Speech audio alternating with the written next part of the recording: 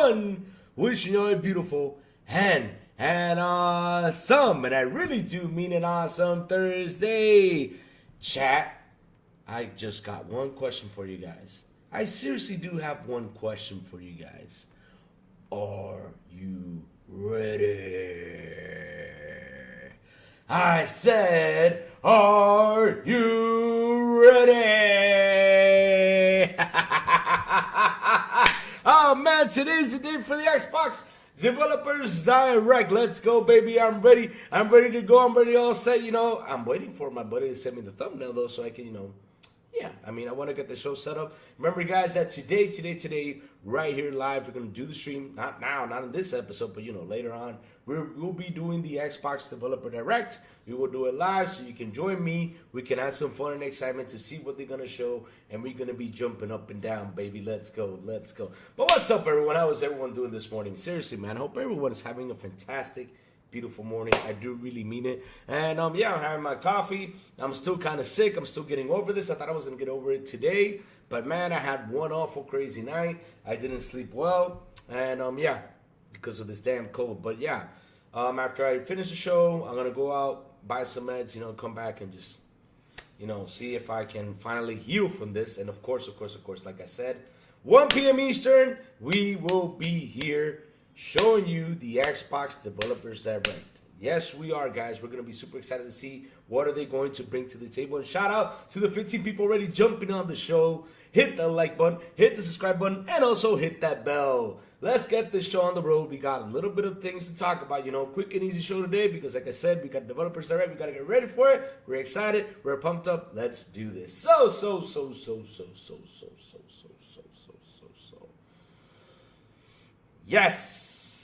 Yes, we're going to watch it today, Big B Money. We're going to watch it. Good morning, BB Money. Good morning, Realidad. Good morning, Big. Let me see, Grizzly. Brother Grim. Who else is in here? Greatness Oasis says, you still desire Concord is coming back. Hey, let's have some fun. Let's have some fun with this one. Greatness Oasis says, you still desire Concord is coming back. Maybe that is the legendary IP to be announced. And why is that IP legendary? Because it was the quickest IP to be shut down in gaming history. That's why it's so legendary. So it could be that. Yeah, it could be that game that can be announced in the Xbox Showcase. But guess what, Greatness Awaits? We don't give a shit about the damn Concord. We don't want that shit. You all can keep it. That's your damn flop. Don't be bringing your flops over here. Shit. Damn. We happy the way we are. I'm ready to get sleep. My night was wild. Yeah, you two are too, man. My night was wild too, man. I went to bed at time was it? I went to bed like around 12. Is it 12 a.m.? Yeah, 12 a.m. So the legendary comeback story indeed says Greatness. Man, Greatness was just trolling. Hello, Blondie. What's up, Blondie? How you doing today? So yesterday's show was pretty wild. I mean, yesterday's show, Dog was on the episode. We had a lot of fun, man. And not only that, chat made me dance the Dora song. And you know what, chat? I hate you all. I really do when you all come over here and try to make me dance like that. Because guess what? Now I have the damn song stuck to my head. See? I hate you all for that. Seriously. Why in the blue hell? Like this morning, while I was taking a shower, I was like, Dora, Dora the Explorer. I was literally singing that song this morning in my shower when I really hate Dora the Explorer. I can't stand her. Seriously. So, let's jump into the news, guys. I mean, there's been some sad news again over there on Sony's side. It's been a really, and I do mean a really sad week for Sony. Because damn. It's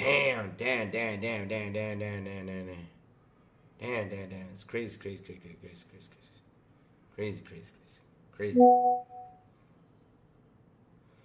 Crazy. Insomniac founder. Insomniac loses its founder.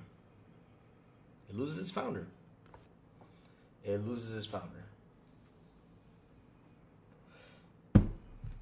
Damn. That's another sad news by Sony, man. There's been, like I said, it's been a sad news for Sony, man. It's been a crazy week,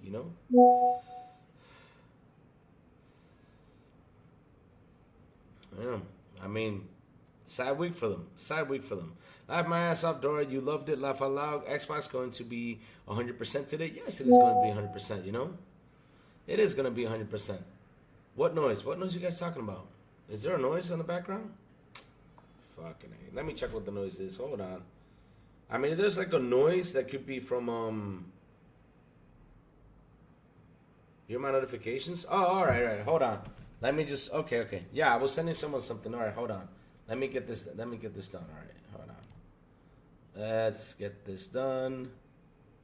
Give me 1 second, chat. 1 little second. I'll get it out. Hold on. 1 second, chat. Man, I gotta go through this. Hold on, chat. Sorry about that. No, I don't have a fan on, though. Fan's off. So, real quick.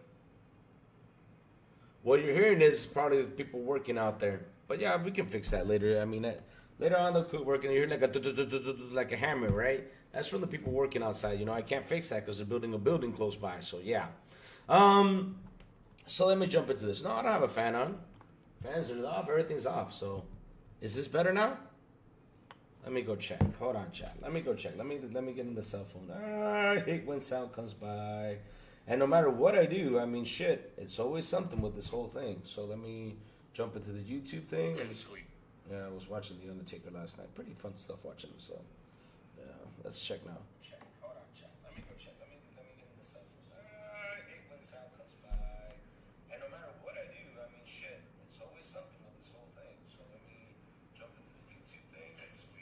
Yeah, I was watching The Undertaker last night. I'm quiet for a little bit, just checking the sound. Let's check now.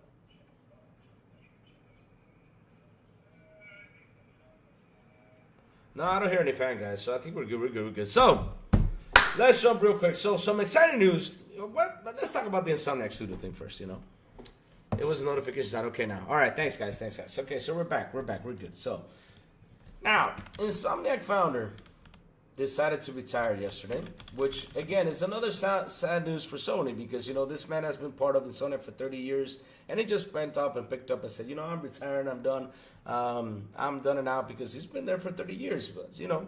But it's bad timing, though, with everything that Sony's been going through, especially when Shuhei Yoshida, you know, came out and said what he said, because seriously, wow, it's crazy. It's crazy. I mean, like I said, this has been a crazy week for Sony, canceling games left and right, and now you're listening that another key founder, another important person over on the Sony side just decides ups and leaves. And not only that, he leaves 3 people behind to be in charge. I mean, shit. This is going to be a tougher for them. Now, the funny thing is, it's like, you know what, like I said, we had an episode yesterday with Dark Dragon. He brought up some good points. Like, shit. It's funny that all the PlayStation podcasters only focus on Xbox, Doom and Gloom on Xbox, while over here on this side, we focus on, you know, on PlayStation. We don't want PlayStation to Doom and Gloom. We always say, we tell PlayStation, hey, we want y'all to be better. We don't want y'all to die. We don't want y'all to go away. Because at the end of the day, though, competition is always healthy. Competition is always good. That's how I see it. Now, the fanboys, of course, I do troll them because they come sometimes with some crazy ideas. And, you know, we do that for fun. I hope they don't take it seriously because it's fun stuff, you know. Don't take it serious, you know. It's all jokes and everything aside. But at the end of the day, though, all the situations that are happening, you know, over there in Sony, it's crazy. It's crazy. I mean, like I said, it's a bad time for someone like that to just say, okay, I'm out, you know? Bad timing for that. To say, I'm out, I'm done, let's go. Oh, Lord, look who's in here. Sid Lord, he says, hey, Jailbird. Why do you call me a jailbird like that? He ranks, yes, we are happy for the developers that rank, man, and we are excited for it. I cannot wait for today. It's going to be so much fun. CC Trout says, I heard it's Ninja Gaiden. You think it's Ninja Gaiden? Uh-oh. Louis is building a musulum for Sony next to his house. Sony should hire me. Shit, they should hire me for a day, right? To make us low again, Warhammer? I hear it fine, though. Check if it's your sound, because I went in there, and I heard it totally fine. Let me check now. It's crazy. I mean, yeah, my microphone is fine, Warhammer. Check if it's your sound. My microphone is fine. I just jumped into my cell phone and noticed that the volume was good. So check if it's on your side, though. You gotta check if it's you because my sound is perfectly fine. I'm hearing it perfectly good. Who picked my Game Pass is ready? It's Xbox going. Get us something big, 100%. Yes, something big is gonna happen today, and that is the biggest You know, one of the biggest showcases at the beginning of the year because it tells us the roadmap of what's going to happen this year. I love this showcase. It's beautiful. It's fantastic. You know, it gives us, you know, what we want to see for the whole year. So, Jacob Nova says, Theory, the Japanese IP at the Dev Direct is Blue Dragon, Lost Odyssey, and the new studio, Ifrio, is making it. Really? You think that, Jacob Nova? Yeah, there's a lot of theories going out there about that studio because, I mean, yesterday we saw like a job listing open up. Let me see if I have it right here so I can show you guys. But again, this is a rumor, guys. This is a rumor. I am not confirming it because at the end of the day, until I see it from the company, I always say I believe it. But even though it's a rumor, though, we, of course, for some rumors, we get excited. For the rumors, you know, we're like, eh. But for this rumor, of course, we're excited because shit. You know, it's good stuff that they're doing. They open up a new studio, you know, to work on some things. And we're gonna talk about this in a few minutes because at the end of the day, you know, I want to get through the Insomniac thing that's happening out there. But like I said, it's been an awful week, right, for Sony. It's been an awful week for Sony. You know, you got Insomniac Games founder and CEO Ted Price is stepping down from his role atop the Sony Interactive Entertainment owned studios after more than 30 years running the company behind PlayStation's Ratchet and Clank franchises and Marvel's Spider-Man games.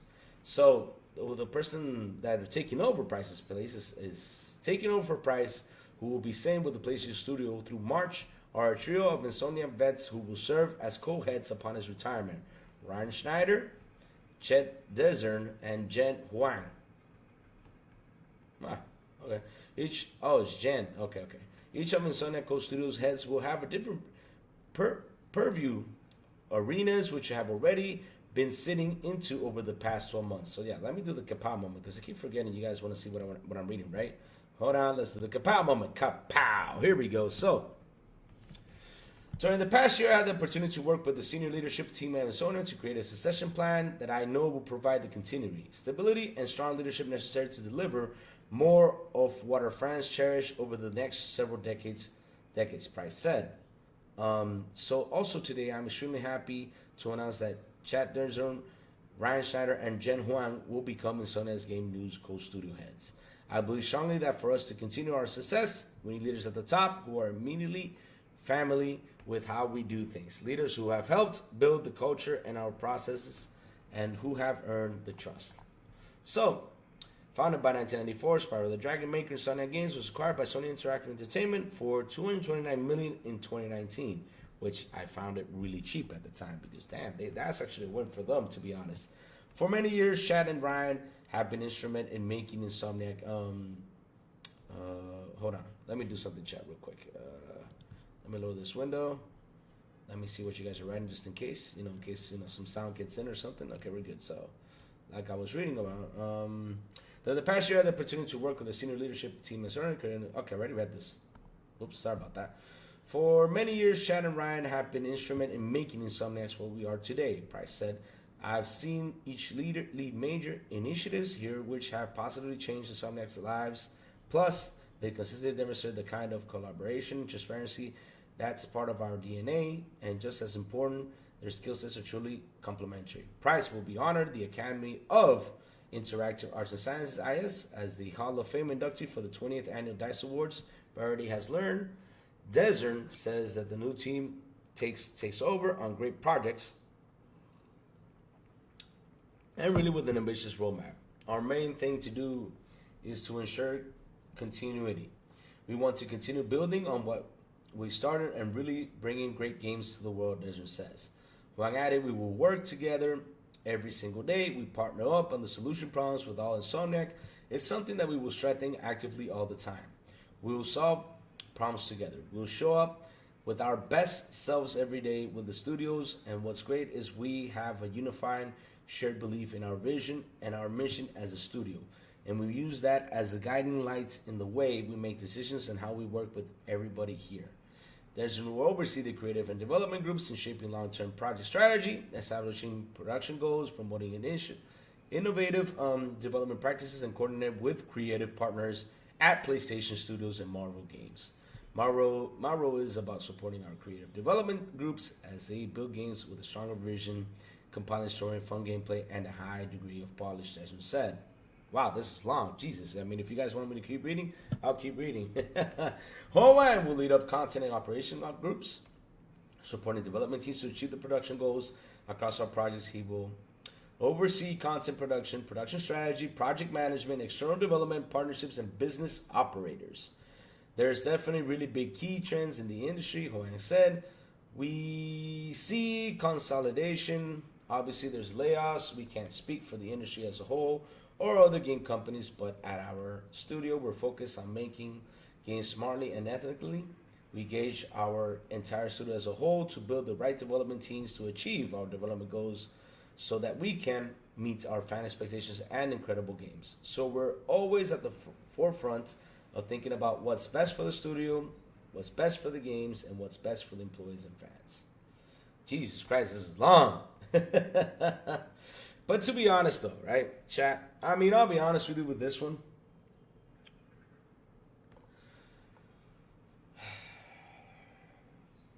When a big leader leaves, you know, things kind of scramble around, right? I mean, I think this guy had everything prepared. I think they're going to continue on to do what they did best, right? I mean, everything gets always crazy around because, like I said again, when a big leader leaves, you know, even though he left the responsibility to these three, right?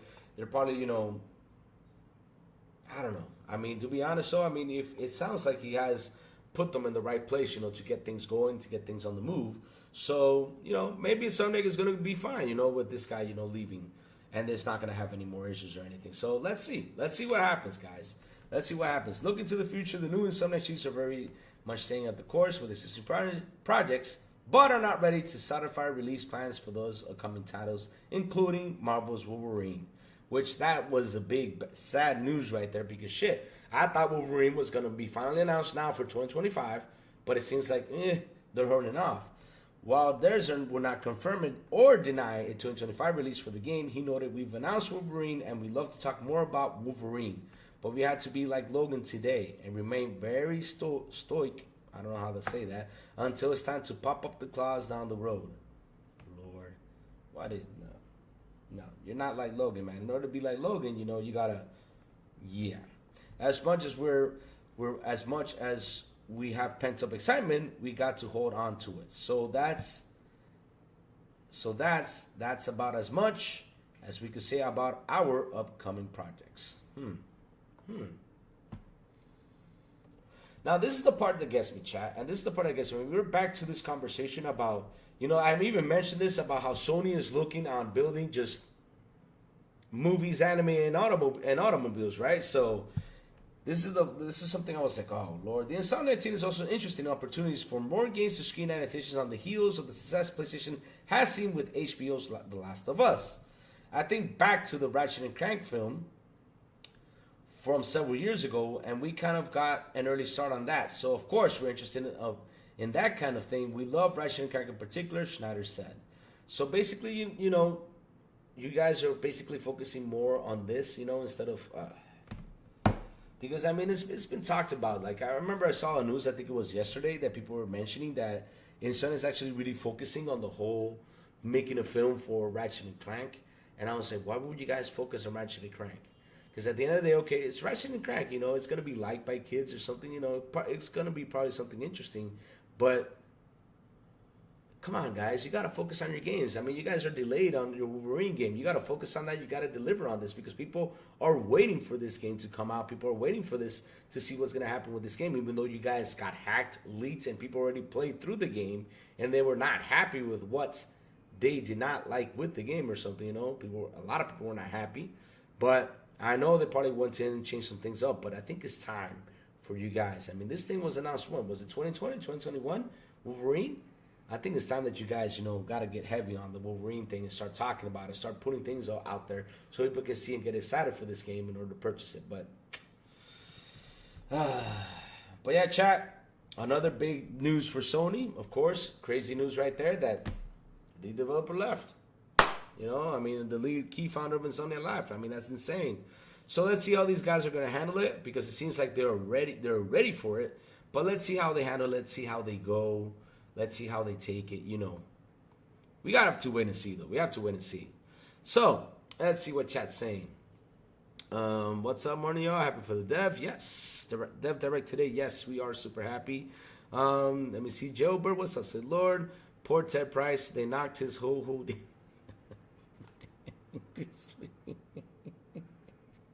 Greasy, you really do like the hoo-hoo dealy thing, right? You really like it. Like I said, that's from a South Park episode. I gotta find out from that episode that is. It was Cartman's mom, I think, explain it to him or something like that. That hoo-hoo dealing into the cha-cha. Yeah, but I got that reference from South Park. Yeah. Oh man, I love South Park. So now let's jump into the exciting news. So Jacob Nova says this, right? Theory: the Japanese IP at the dev direct is Blue Dragon, Lost Odyssey, and the new studio, if Rio, is making it. I mean, if there's already a studio making it, Jacob, I think it's a studio that has been made already, and they're working on it already, to get it on the go. Now, I believe, and even chat believes it's going to be Ninja Gaiden, but like I said, I can't expect the hype. I can't be hyped about it until I see it. If I see it, of course, I'll go nuts. I'll be like, yes, Ninja Gaiden, let's go. But I'd rather get excited for it when I see it. Instead of, going in with that hype in the heart. Like, yeah, it's Ninja Gaiden. And when I don't see Ninja Gaiden, I'm like, oh, man, it's not Ninja Gaiden. Hell with this. I wanted it to be Ninja Gaiden. Nah, nothing like that. No. Nah, nothing like that. So, CC Charles says after the mystery game, they'll probably announce a new IP they're working on. That probably will. Rats leaving a sinking ship. Saying that they are rats. You know what I mean? Oh, I think I know what you mean, though. Like, if someone is leaving the sinking ship, let's just say this: the captain is leaving the sinking ship. Say, I think that's a better term than say it's a rat, though, because rat's kind of mean, though. Personally, I'm hoping it's not Ninja Gaiden. I'm not interested in that. Really, you're not interested in that? No. It's Ninja Gaiden. Did I say it right? Ninja Gaiden? Ninja Gaiden? I think it's Gaiden. Gaiden. Yes, Gaiden. You're right. It's Ninja Gaiden. I got it wrong. It's Ninja Gaiden. Yes. Because, back in the day, when we were kids, we were like, yeah, Ninja Gaiden, as kids. But it's Ninja Gaiden. That's thanks to the wizard. I don't know if you guys saw that movie, which they actually do mention the actual name, which is Ninja Gaiden. Yes. Yes, sir. You're right. But some news, like I said, broke out yesterday. But again, these are rumors. I am not confirming them. So this is what it was said. Let me grab Alan Freely's tweet. Shout out to Alan Freely. Who's always posting the news. He says right here, rumors are swirling about a brand new Xbox Announce Studio due to a new job listing. Xbox is looking for an experienced executive producer, production leader to join a game development team. So yeah, Xbox is looking for an experienced executive producer, production leader to join a game development team in the senior leadership role. You will lead a game team to their peak performance, health, and well-being. As executive producer production, you're responsible for delivering quality, commercially successful titles, steering game development teams to deliver polished, high-quality game experiences by ensuring the team has the clarity, energy, and structure needed to be successful. So, chat, if this is true, this is awesome. Because, listen, they have the room to make new studios. They do have the room to make new studios. Remember, they actually, they bought Activision Blizz. They bought Bethesda Cinemax. So, they have the room. They have the devs, to get them to make a new studio, work on some cool things. I mean, let's see. Let's see. Which one, Jacob? Because... yeah, I know what that is. Yeah. I know it is, Jacob. I know it is. I'm just saying it because back in the day, when we were kids, when we mentioned Ninja Gaiden, we did not know it was Ninja Gaiden. We actually said Ninja Gaiden. It was Ninja Gaiden. But in reality is Ninja Gaiden. And that's thanks to the movie The Wizard. Totally forgot about that. Let me see. Ron Slusher says, the mystery game is Black Myth Wukong, and the shot dropping into Game Pass today. But here's the thing, though. I mean, they're saying it's a legendary Japanese IP, though. So how can that be a legendary Japanese IP when it was made in China? Made in China. And the camera zoom in right at the precise moment. So zoom in, zoom out camera. All right, there you go. But yeah, I mean, we're going to have to wait and see, chat. I mean, I'm super hyped and super excited for the showcase. I'm one that is, I'm like I said, I'm one that is excited for it.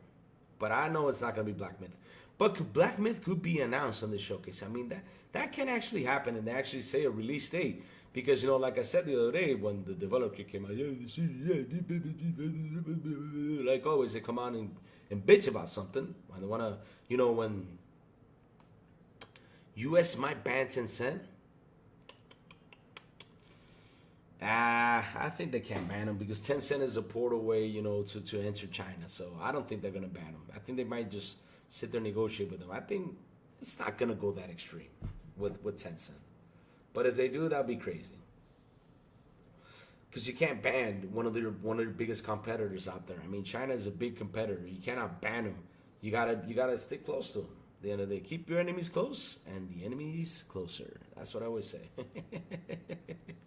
You know, that's the saying, but in the business world, it's like that. So, you know, why ban them, you know? Why ban them? It's crazy. They do go out there and ban them. But yeah, Chad, I mean, that was the exciting news about the whole... Lucas said, Lord, he says, Jim Ryan was a double agent, made Sony make games that will fail. Now, Sid Lord, I got to say something about Jim Ryan, right? Look.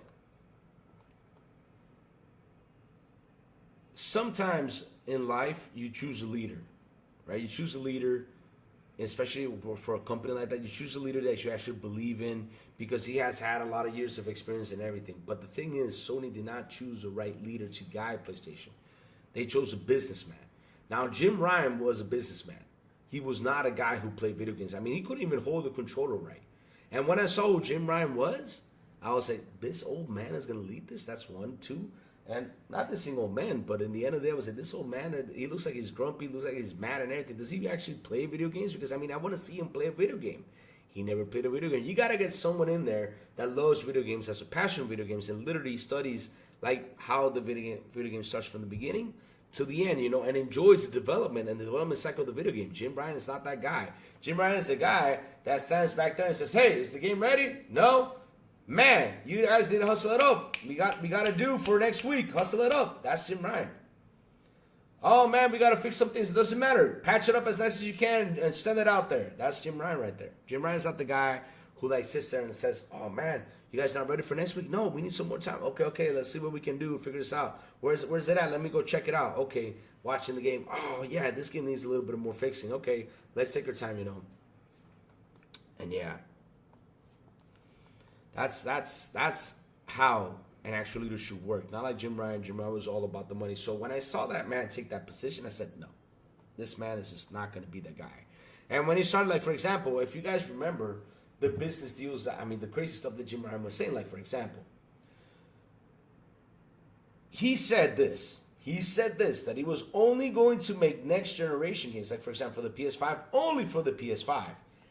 When I saw that news, I remember telling my friends here in Dominican Republic, that is one crazy news to say. I will not say that because I cannot ignore 120 million PS4 users. That's crazy. During that time, I mean, it was like 120 million, but to be honest, though, it wasn't 120 million.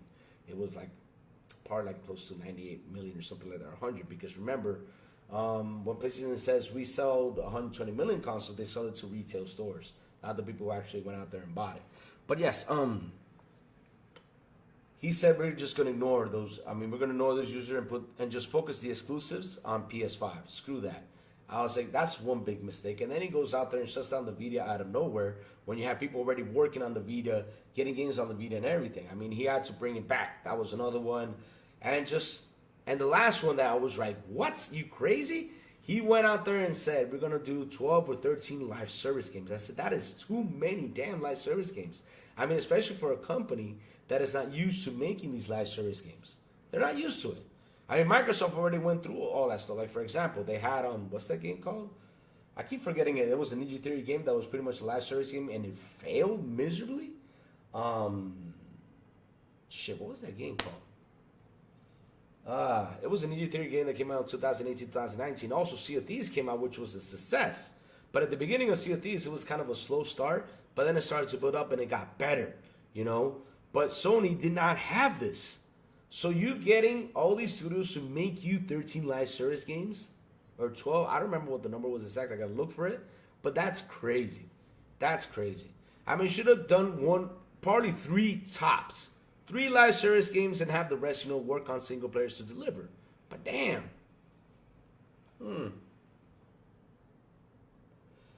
Damn, Sanchez, that's crazy.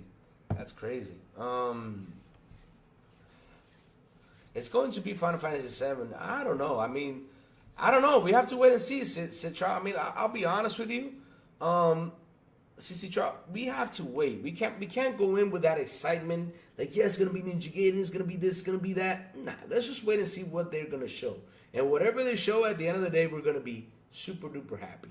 Because look, I'll be honest with you. A surprise IP is always cool, but what interests me is Doom. That's what interests me a lot. I am a Doom fan. I mean, I'm crazy about Doom. Even though they leaked everything about Doom, damn yous, you all suck, whoever leaked this shit. I hate y'all for leaking that shit, especially today, because I wanted to be excited, to see whether they're going to show new footage about Doom. But no, they always got to go out there and ruin it for someone. Yep, that's what they do. But yes, I'm basically more excited about Doom. So, going back to, to the whole Jim Ryan situation, then after that, he went out there to buy Bungie. In the ABK deal, he spewed it out something. I was like, I will never say that. Especially in the business deal, especially what you guys have been hiding for all these years is the whole positive talk about exclusives. You guys have been hiding with that. You guys have been saying that we have the best exclusives. Exclusives are what sells. You guys even got Microsoft to go out there and buy all these studios because you guys were saying that exclusive sells. That was your main goal. But the thing was, when you went to the ABK and y'all went and said this, especially you, Jim Bryan, when you said that without Call of Duty, we cannot even make our own games? Damn, dude. That was a blow right there. I was like, you literally just destroyed, right? You literally just destroyed a big-ass narrative you guys had going for like 5 or 6 years, and that was the whole exclusive thing. You destroyed it right there. You destroyed it. Literally, you all killed that narrative right there by just saying that. So Jim Ryan, like I said, was just a businessman. That's all. He was a businessman. I mean, he was not a great leader. I mean, look at all these studios. I mean, they're suffering layoffs, studio shutdowns, and everything. The PSVR 2 was a big fucking mess. Shit, I don't know how much money that cost Sony to make that shit. But last year, they stopped production. Not only that, wasn't backwards compact. Damn, dude. I mean, you made some crazy-ass decisions. Now you got the PS5 Pro, which was in development during your time, which, like I said, I'm going to pin it to you because it was in development during your time, and you permitted to go out like this, the way it is? I mean, shit, now you got PS fans asking these developers, is it going to be PS5 Pro enhanced? What? You ought to be crazy. Why would I want to ask that question? I mean, it should just automatically come out. Now we got to wait for the dev to tell us, yeah, it's going to be PS5 Pro enhanced. So the game releases, and we got to wait a while for it to be PS5 Pro enhanced. That's insane. You got all these people going out there paying these $700 for the damn console. Good thing I hold up to it because I said, I got to wait to see what this is all about. And they were also saying it's going to be the godforsaken savior of the whole crazy mess that's been going out there with the games releasing, unoptimized. I mean, but it's not. It's not the solution. But yeah, I mean, Jim Ryan was not the right guy. Now, Herman Host, though, we have to wait and see. Now, Hiroki Totoki, though, and that's the guy that these guys are afraid of because Hiroki Totoki, is a really, really, really smart man when it comes down to this business. Because I like how Hiroki Totoki talks. And when he talks, people are afraid because they're afraid about what he's about to say. Now, he's looking, to do some changes in Sony, especially with PlayStation. He even said that this business on PlayStation has been siloed. He wants to pretty much open it up a bit, and do some things. Now, Hiroki Totoki is on the dot on where this company should go and where should it go in order to get the money in. Because at the end of the day, it's been messy. It's been a messy thing. I mean, can you believe that even Shuhei had to come out and say, you guys want new PlayStation IP? Go support the remasters. That's insane. Bleeding Edge, thank you for that, Grizzly. That was the game, Bleeding Edge.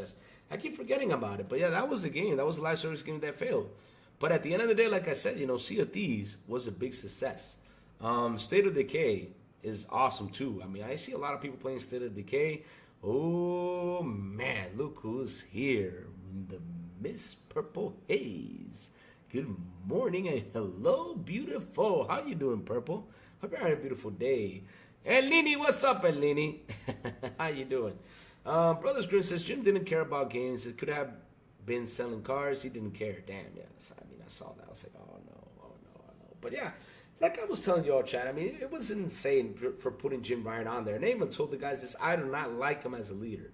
I mean, I would have preferred to have Sean Layden on there. Sean Layden had, a visual with the games and everything and made these games fun for people to play.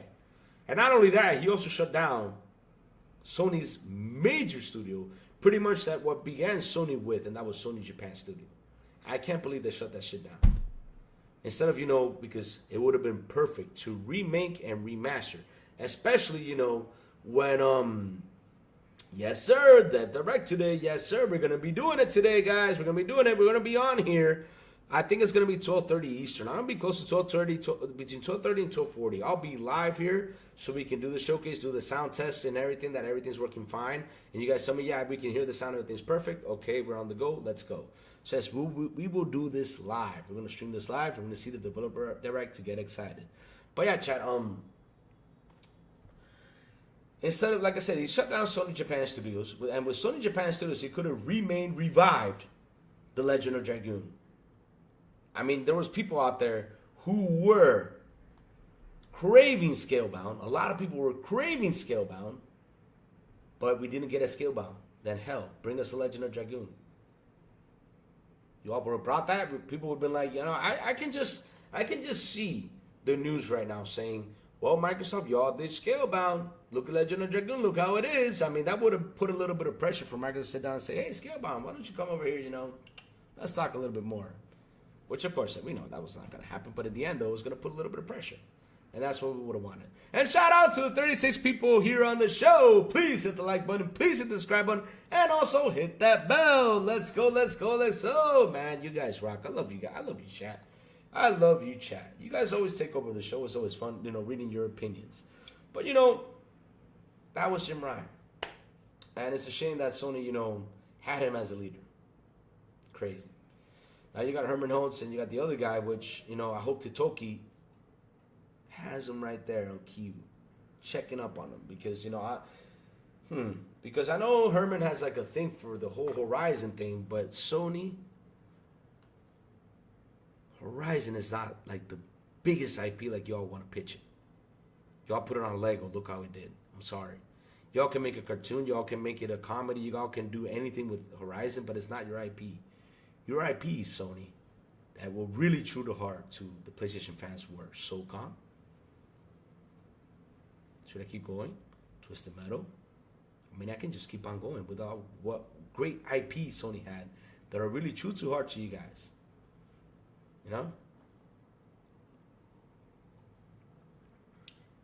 Louis, if they announce the Oblivion remake today, I'm going to freak out. Yes, freak out, man. Jump up and down. Have fun. And if they don't, keep jumping up and down because we're getting games. That's what matters. You see, E-Ranks. Legend of Dragoon is number one on my wish list from any studio. It's criminal Sony kept it on the bench for 25 years. That damn game has served its life sentence. Yes, sir, it did. Beautiful game. Beautiful game. And it sucks that it did not remake. I mean, listen, if they would have remade it, oh shit, I would have been playing on my PS5 instead of having my PS5, Where is it? I don't know where it is. Oh, it's still right there. It's still sitting there on the desk. I have my PS5 unplugged, guys. I haven't plugged my PS5 in months. There's nothing to play. I'm too busy on Xbox with Game Pass. I have so much games to play. Xbox got me busy. Now, when Death Stranding comes out, I'm jump into it. Now, when Ghost of Yotoi jumps out, I'm going to jump into it too. I'm going to have my fun. But, yeah. Like I said, that was the Jim Ryan experience. Man. I wish it was Hiroki Totoki at first, because if it was Hiroki Totoki, he would have had plan A, plan B, plan C, plan D. But Sony's only plan was, let's focus on Call of Duty because we're banking on this. Let's not focus on anything else because this is what brings us the money to make our games. And I was like, oh, man, big mistake. While Xbox has decided to expand. Now, the Xbox business is beautiful. I'm loving it. People might say, well, Xbox, is not doing the same, as these guys are. But listen, it's beautiful. Xbox gives me the opportunity to game anywhere I want. lower my profile anywhere I want. Shit, that's awesome. Why would I be mad at that? Why would I be that person that gets mad because shit, I can take my Fire Stick, load up my profile and play. I can take my handheld, load up my profile and play. I can take up my mobile, load up my profile and play. Why would I be that guy? And not only that, once, and I do mean once, they get that Xbox Play Anywhere running around, oh baby, it's just gonna still be more beautiful than what it was. Damn. Can you imagine, guys, like you buy a game right in your Xbox, right? You bought the game, whichever game it has Xbox Play Anywhere. Ah, shit, I gotta travel. Grab my handheld, load up my profile, load up my game. I don't have to rebuy it. No, nothing like that. I don't have to rebuy it or nothing. Load up my game and just continue. That's gorgeous. Or install my game and just continue. That's gorgeous. I mean, what else do we want? And that's what I said, though. Xbox had a plan B, plan C, plan D, plan E. Not only that, if I don't have a handheld, I have the cloud. I have the cloud. It's a beautiful plan. It's beautiful. And people are like, oh, you know, they're putting the games on PlayStation. Of course. I mean, why wouldn't I? I mean, I am a big-ass publisher. I am a big-ass publisher right now. I got tons of studios under my head. I mean, why the heck not? Why the heck don't I say, here, Sony, have my game? The Xbox fanboys were like, yeah, but we wanted this to be exclusive. We can go out there and slander the PS5 guys. Just slander them with Game Pass. That's enough. That's enough. I mean, all we got to do is say this thing. They're like, oh, we got it over here. We say, okay, you go ahead and pay your 70. We're paying 20 right here and we're having fun. And then at the end of the generation, we sit there and we do the math. We say, okay, let's see how many games, you know, we got on Game Pass, right? That are first party titles. Let's see, let's do the math. Well, that's $3,000 worth of first parties. I mean, shit. I would have gotten an Xbox, I would have paid for the service, and still would have saved money. That's all we got to say. Louis, I would also like to see something from Sega, but that is a long shot. Yeah, I would like to also see something from Sega. And shout out to the 43 people here on the show. Oh, man, this is beautiful. Hit the like button, hit the subscribe button, and also hit that bell. Not only that, share this out. Let's get more people in here, baby. Let's go. Man, I wish I could get to 50, man. If I get to 50 in the morning shows, I'll be super duper happy, guys. I'll be super duper happy. But yeah, I mean, like I said, Xbox business plan is perfect. I don't know why people hate on it. I don't know why people hate Xbox. Again, I don't know why people dislike services. I don't dislike them. I love them. I love them. Because like I said, back in the day, I used to, sorry, chat, you know, I'm still sick. Back in the day, I used to, you know, get in my car, go movie rental, you know, and I have to see if that game was available for me to rent. Nah. Now with this service, it's there, boom, install, play. Don't have to drive in my car and go anywhere for that. Yep. Don't have to get in my car to drive, you know, to go get my movie or go get my game. Not anymore. With this service thing, man, I'm beautiful about it. I'm loving it. Not only that, like I said, you know, and I keep mentioning this if you guys don't believe me, there's a law that passed out in California about that these games are now have to be called a license. You don't even own them anymore. So if you're paying for a license, shit, you got to think about twice spending $70 about a license game. I mean, if you really do like it, go ahead and spend it. I'm not stopping you. Because, for example, I am buying the Doom Collector's Box. But I'm buying the Doom Collector's Box because I want to get everything that's in it. I don't care about the damn code. I just want to get everything that's in it. I do. Because when I ordered that Doom Collector's Box, I already got Doom on Game Pass. I will probably pay. I don't know, Chad. I'll probably pay. You know, if there's a $35 fee, I will probably pay it. I'll probably pay it. I mean, of course, they'll probably send me the code beforehand. But, yeah. Yeah, I mean, if I get it, I mean, I'll be super happy. Again. I'm a sucker for Doom, and I gotta buy that collector's box. This time I gotta buy that collector's box. Yes. Rachie says, Sony's asking people to purchase remasters so PS can money hat more third parties so you can feel better knowing PlayStation has more exclusives. Rachie, here's the thing though, and I mentioned this before. What happens if these third party devs decide, hey, we're not gonna give you all exclusives anymore because that doesn't work? Sony can come around and try to argue with them about it, but in the end they'll say, it doesn't work for you guys. It doesn't. Because, for example, Black Myth Wukong's big success was not PlayStation. It was freaking PC. Helldivers was not PlayStation. It was freaking PC. Yeah, they want to take the credit for it. Okay, take the credit. But in the end, though, it was PC where it was successful. It wasn't successful with you guys. You know? So, at the end of the day, these devs sit there and be like, well, listen, we're just going to put our games everywhere. Or let's make it time exclusive for a couple months or something like that. But I don't want my game to be frozen. Because they saw what Square did. And Square, listen, Square, no matter what people say, you know, as people say that Square sucks and everything, but listen, Square has one of the biggest legacy titles out there, that's Final Fantasy. And Final Fantasy did not meet its cost or did not get the money enough, you know, to keep on going. Shit.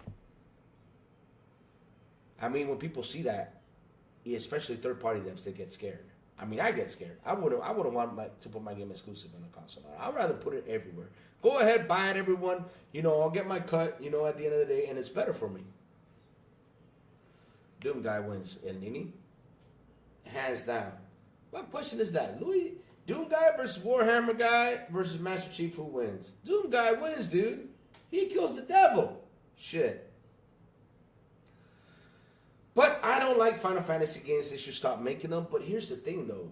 You can never stop making Final Fantasy games. I mean, it's insane if you stop making them, because Final Fantasy games have a special place, especially in our hearts. I mean, I'll be honest with you. I'm not the biggest Final Fantasy game fan, right? I'm not the biggest guy, you know, biggest fan of it. But Final Fantasy VII, the original from PlayStation, is always in my heart. It's always in my heart. I remember playing that game, had a lot of fun with it, and that game is in my heart always because I loved it. The original. Now, the remake, you know, I had to try it out, which I tried the demo, but I did not like that much the demo, but I really have to sit there and try it out to see if it still holds up. But the original, though, it's gorgeous. It's gorgeous. And, yeah, Final Fantasy should just keep on going. But the thing is, right, Rockstar Randy, what we do need now is Final Fantasy to change and go back to how it was. Especially, for example, like when we see, which I call the Preparation 33, which it's called Precipitation 33, right? So Precipitation 33, the way it plays, like for example, you go in to attack, that's a feature that the Legend of Dragoon had. When you go into attack, you gotta hit the precise moment so the attack can come and hit stronger, the bad guy. You gotta hit the precise moment, that button. And which makes it more into action. Now, Final Fantasy needs to jump into that and start doing games like that. My Cloud is the goat. Also, Tifa is the ultimate waifu. Ah, man.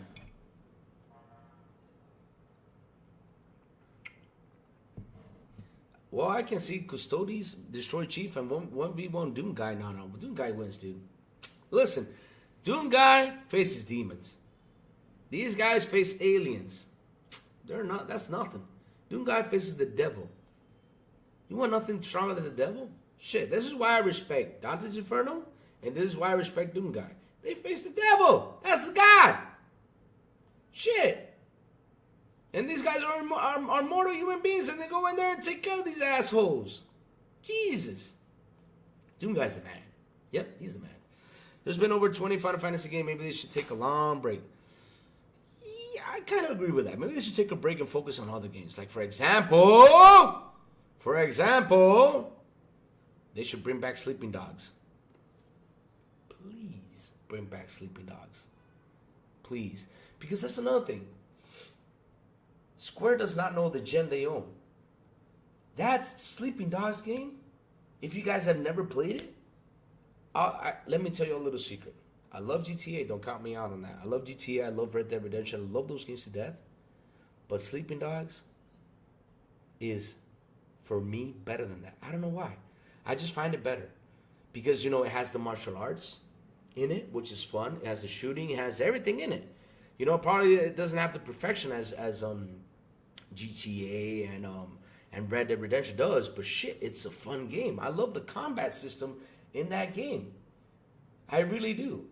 I wish, you know, Rockstar can implement like martial arts, you know, like stuff, you know, it'd be pretty cool if they do implement that. But damn, that Sleeping Dogs game is fantastic, though. Damn. How does one determine the strength of a demon and an alien?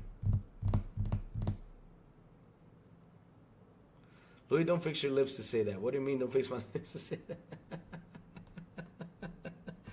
How does one determine the strength of a demon and an alien? Well, simple. Demons are gods. I mean, demons are spirits that come and possess, right? Ever heard of Ultra Kill? Ultra Kill. Is the Ultra Kill from Killer Instinct? But, is Yakuza with cars, yeah. But listen, Sleeping Dogs was fun. I really enjoyed Sleeping Dogs. The plot to it, everything. It was a fun game. Graphically, it doesn't look as good as GTA, of course. But like I said, I love all those games. But Sleeping Dogs, I can tell you how many times I've beaten it. You guys will laugh. You want to know how many times I beat Sleeping Dogs? Seriously, Sleeping Dogs, I beat it 9 times. 9 times. But was True Crime, was Sleeping Dogs a sequel to True Crime? Because that's something I get confused by. Let's go look at that, because I get confused a lot by that. Let's see. Is Sleeping Dogs a sequel to True Crime? Let's see now, because I get confused by that.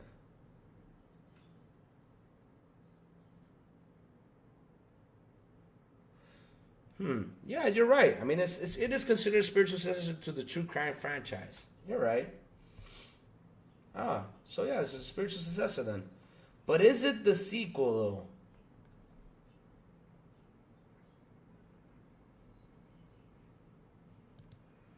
Oh, but here we go. See, I knew it was something weird about this. Let's read about this, right? This is an article from 2021, all right? So they say this. Popular wisdom says Square Enix Grand Theft Auto, like Sleeping Dogs, started life as an entry in Activision's True Crime series. But that's not true exactly. The open world action title began its development at Activision, but it was neither Sleeping Dogs nor True Crime Hong Kong at the time. Sleeping Dogs was at one point intended to be the next entry to the True Crime series. The franchise had incomposed 2 games, True Crime Streets of LA and True Crime New York City, and was rather bland GTA clone, though it featured a central gimmick of satellite image-based city creations. Rather than being planned for True Crime from the start, Sleeping Dogs was simply retrofitted to the franchise before shifting to another publisher entirely. So,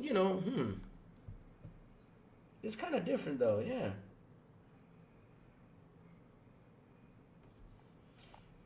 But yeah, I mean, seriously guys, I love True Crime. They should bring that back. I mean, not True Crime, Sleeping Dogs, sorry. Sleeping Dogs, sorry. I went to True Crime, Sleeping Dogs. My bad, Sleeping Dogs. Yeah, there you go. Sleeping Dogs reminds me of the Jet Li game back in Xbox OG. Like I said, Sleeping Dogs was a fun game. That is one game I enjoyed. I finished it 9 times. And the other day, I was going to hop back into it and play it. But I said, no, Lou. No, Lou. Don't get into it. Because once you get into Sleeping Dogs, you won't play anything else. I mean, I finished it. I think the game came out in 360, wasn't it? It came out in 360. They did a remaster on Xbox One. And I remember playing that game like crazy again and again and again and again and again. I did the zombies and everything. Man, I had fun with that game. I seriously had fun. I restarted so many times. I had fun. I love that game. I love it. It's one of my favorite games. I like the game Lies of P. Yeah, that game is good. Lies of P is great. That's another great game that you drop. And thank God it dropped to Game Pass. Really, I had my doubts for it, but I enjoyed it. I enjoyed Lies of P. Beautiful game. Beautiful game. Hands down, great story to it too. Hands down. The NC seems scared to make GTA Mafia style games. Yes, they're pretty much scared because, I mean, they saw what happened with them Saints Row, the last one. But the thing was, I did not play the last Saints Row. I know Silent Cypher did. He told me he had the same fun. And Saints Row is supposed to be like a fun, crazy style game. I got to try it out. I got to go out there and buy it and try it out. But the thing with Saints Row was that it wasn't graphically improved. It was a lot of stuff. It was buggy mess and everything. They should have released that game in a better state. And bad on Embracer for that, Bad on Embracer for that. They should have released that game in a better state. They should have released it. But yeah, I mean, you ask me, what do I prefer between Grand Theft Auto, Red Dead Redemption, and Sleeping Dogs? Listen, I finished all the Grand Theft Auto games, I love Grand Theft Auto. It's a great game, great stuff. But it always missed something for me, like to say, let me jump back to it and refinish the story, right? There was always something for me that I just didn't want to jump in. Now, Red Dead Redemption 2, though, I did jump in for a second run. I jump in for a third run because that game, man, I love Red Dead Redemption 2. I can play it again and again and again. I just love Red Dead Redemption 2. Beautiful game too. Now, Sleeping Dogs though, shit. You got martial arts. When you pick up those swords, like, man, it's just so much fun. It's so much fun. So much fun. The kicks, everything. I love that game. So much fun. The driving sucked though. But, and the shooting was okay. But shit, that martial arts, man, that was the dot right there.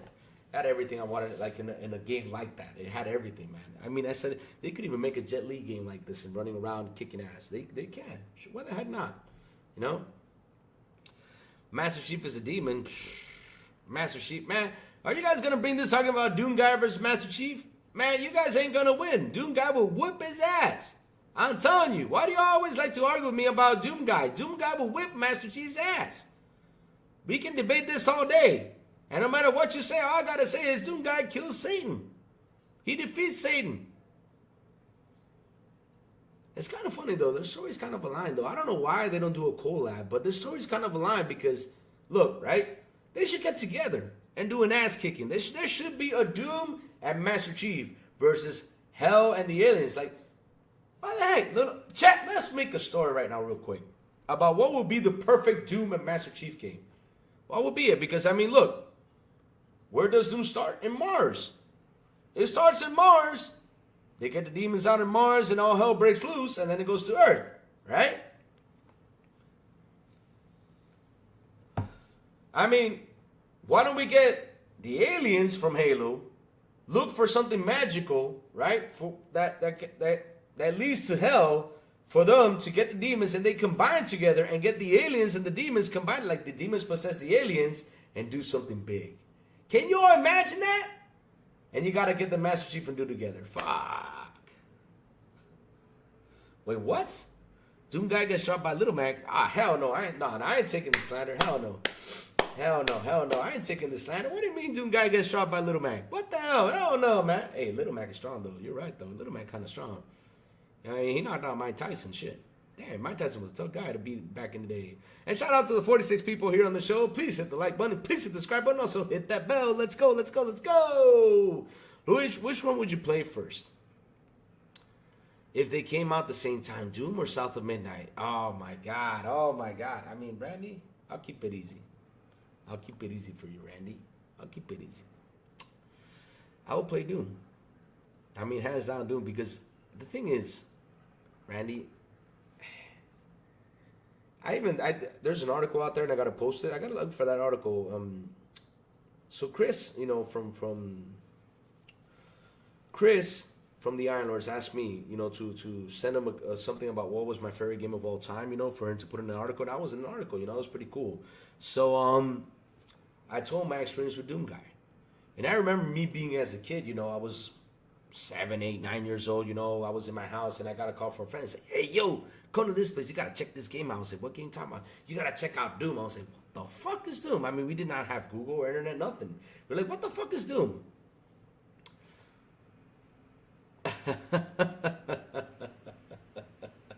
Like, what the fuck is Doom? I was like, what the fuck is Doom? Come here, you got to see this. I don't know what the hell it is. I mean, because remember, we didn't have none of that shit. So yeah, I got on my little bicycle, and I remember, man, chat, y'all gonna laugh at this, but as a kid, I wanted a bicycle, and guess what color bicycle they got me? They got me a fusion pink bike with purple. Yeah, like a fusion pink and purple thing. That was the bike they got me as a kid. So I got on my fusion pink purple bike to ride down there, of course embarrassed, because, hell, I didn't care. I mean, that bike was fast, though. Because that bike was like the fastest bike out there. Back in the day, I don't remember what bike it was. I don't remember if it was a BMX. I don't remember what it was. But yeah, for Christmas I wanted a bike. They got me that bike. Fusion pink with purple. I had a pretty bike, yes. But I had a pretty lethal fast bike. So I got on my bike, running over there, and I sat there, and he shows me Doom. But he didn't show me Doom, the first one. He showed me Doom 2. And I was like, oh, shit. When he showed me this, guy's like, come here, check this out. And then he showed me the codes, which I remember from the back of my head. You can look it up on the internet. IDDQD is God mode. IDDKFA means all weapons and ammo. Those were my two main codes. I remember those codes from the back of my head. Can you imagine that? Same thing with the up, down, down, you know, with the contra codes and everything, you know, NA, BBA, BBA, BBA, Star Select, ABBA, the Mortal Kombat code, which I kind of forgot about it, but yeah. But when he showed me everything about Doom, I remember him looking at the chainsaw. I was like, ah! And then he showed me that beautiful, awesome, double-barreled super shotgun. Man, that was it for me. That was it for me. And then he's like, you know, because back in the day we were like that. He's like, you know what BG stands for? I was like, no, what it stands for? He's like, no, what it stands for? He's like, it stands for big fucking gun. I mean, us being kids, you know, shit. But man, that experience for me will ever be in my heart. That was the first time I played Doom. That was the first time I fell in love with Doom. I mean, the guys, back in 2002 or 2003, 2003 or 2002, when Doom 3 was released, I took a big chunk of my savings and built myself an ultimate PC back in the day just to play Doom 3. That's it. Ask me if I played any other games on the PC. No, I just built that to play Doom 3 before it got released to consoles. That's how much big of a fan I was. I mean, and back in the day, it was more. It was probably, you know, a little bit more expensive to build a gaming PC. But shit, I spent money on that PC. I mean, I remember I got that Logitech sound stereo thing, man, 5.0 and everything. You know, it cost me like 13,000 pesos. Well, 13,000 pesos was a lot of money back in the day. You know, it was probably like almost $300 back in the day just for that stereo. I got a flat screen monitors came out, and damn.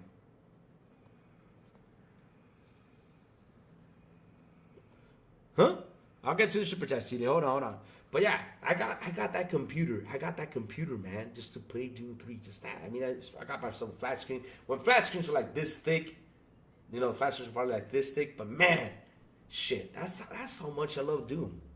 I mean, I'm a big Doom guy. And speaking of which, I gotta order some posters that I gotta get in here so I can start putting them on the wall, because that wall looks empty. We gotta get some Doom posters up there. So now, real quick, John TJ with a beautiful and an awesome $5 super chat, because this is the only way he can get me to read this. If not, I would have ignored this comment, but you know, he did it on purpose. But I love you, TJ. He says, Doom has garbage. Multiplayer Doom guy that goes through a Doom portal that puts him on the ring with Master Chief. Oh, okay. I thought it was, you know, saying that Doom is garbage. But okay. All right, TJ. I like that one. Okay. I agree with you with the multiplayer. It sucks. I don't like the multiplayer. Doom guy versus Louis the Toilet Destroyer. Shit, I will not. Listen, let me tell y'all something. Right? I could have a bazooka in my hand, and Doom guy's in front of me with a bazooka. It could be a nuclear bazooka. Seriously, it could be something big that can just kill us both.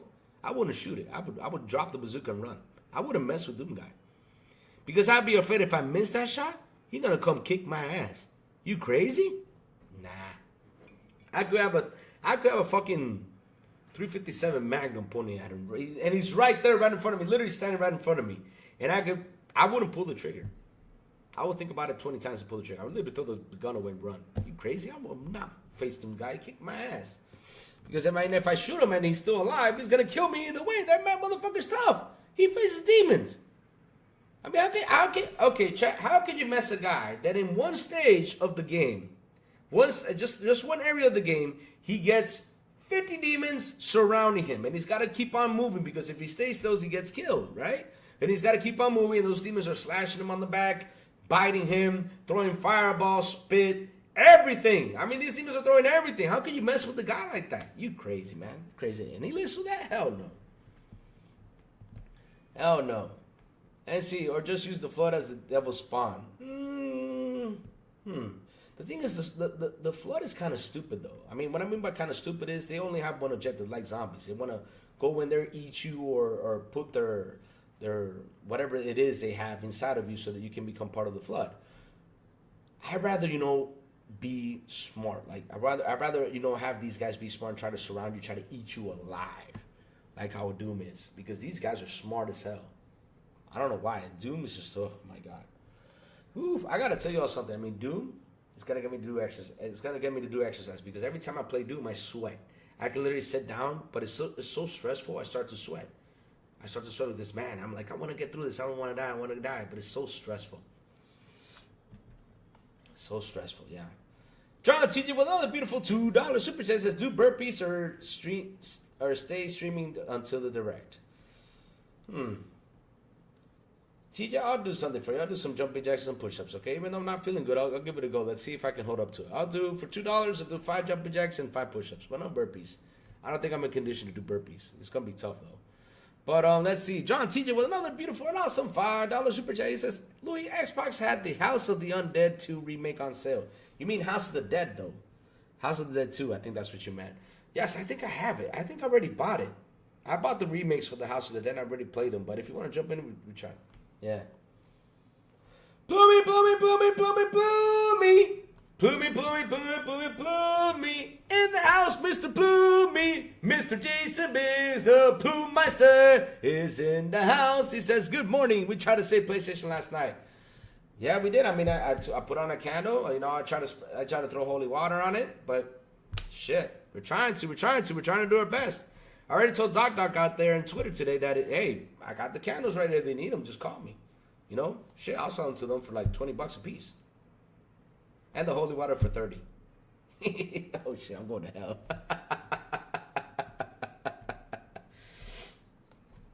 Rage, only 50 demons surrounding you in that area. There's like 300 demons.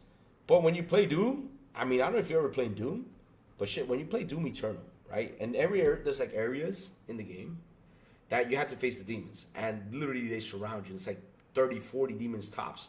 And you kill them all and they just keep on respawning. Like, there's one demon that I find really annoying, and he's the respawner.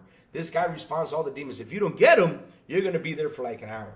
You got to get him first. You got to get that motherfucker first, because if you don't get him, you're going to be there for like an hour, because this guy's just going to keep on respawning. And he responds from the weakest to the toughest demons out there to whip your ass. So annoying. And then you got the dude with the double barrel shotgun and the axe.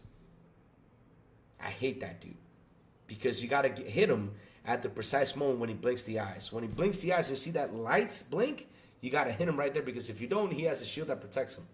Asshole. Imagine you had to face 3 of those guys like I did once. Shit, hell no. Oh, we had him yesterday, Nini. We had him yesterday on the show. You got to watch it. It's there. He was on the show yesterday, bro. He was on the show. We had a lot of fun. Thought that was there for an hour. We had a lot of fun. He had to go to the gym after that, but we had a blast. He literally... We skip and just drop into the topic. We did. We skip and drop into the topic. We did right away. We did. Doom is amazing. Yes, it is, brother. Doom is amazing. I hate ponies. I mean, who loves them? You know, the thing is, like, look, I understand you're a fan, but it gets to a point where you become really annoying as a fan. You can come in here, debate with me. We can argue. We can have a fun conversation. But in the end, though, right? If you take it to heart, you're doomed. You can't take this shit to heart. Pony says MS needs PS5. Xbox fan says MS is saying PS5. Which one is it?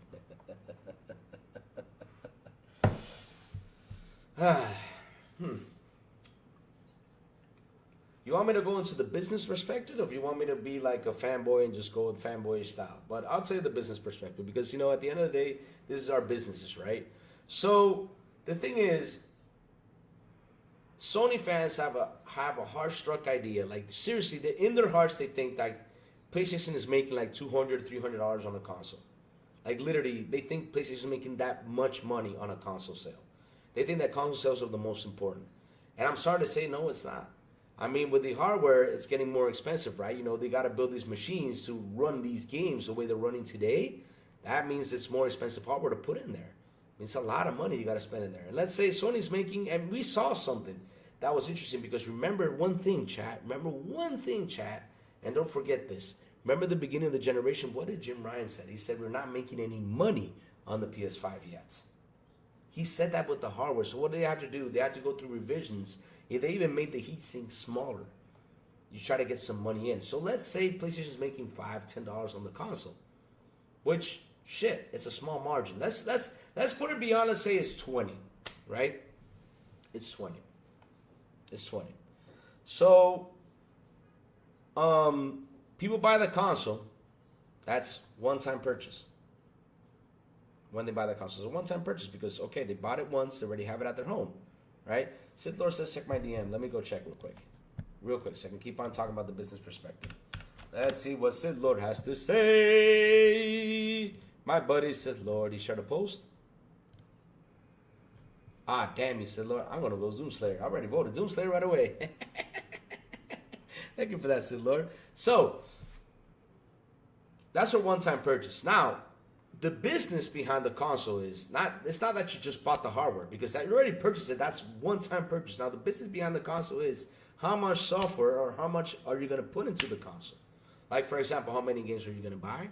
How am I going to build my library? That's where the business is. That's where PlayStation needs to make its money. Because at the end of the day, though, that's a one-time purchase. Now, for software, you got to keep on purchasing and purchasing and purchasing and purchasing for them to keep collecting the money. And at the end of the day, though, once you look at it, right? Let's say you bought 10 games and Sony makes $30 off of it for those 10 games you bought. Shit, that's money. And that's even more money than what they made for the PlayStation sale. Because again, the PlayStation is just a one-time purchase. Plus, you got to get into the service, which that makes more money for the PlayStation too, if we pay the service too. So at the end, each year you pay for the service. Let's say the generation lasts 5 years. You're paying 5 times already for the service. PlayStation gets to make some 5 times off of you right there. For every year you buy the service, they're making money. And for every time you buy a game, they're making money because you're buying games on their platform. So at the end of the day, though, business-wise, when Xbox decides to put the games on there, right? Because I'll be honest with you, right now, there's only 2 companies, 2 console manufacturers that are actually making games. 2 console manufacturers, right? And that is Nintendo, but Nintendo is locked up. Nintendo's not going to go out there and put the games out there, not just yet. They're not ready for that because their strategy works. Now, Xbox, they said, well, okay, we have our exclusives now. What can we do to make more money, even though we drop it into Game Pass, which, of course, people that subscribe to our service, they pay the $35. A lot of them do to try the game out first and everything, which, okay, it's good. But at the end, though, we want to make more money. Xbox said, okay, here, and put these games over here on Sony, because at the end of the day, though, if a fan goes out there and buys it, right, we're making money and Sony's making money.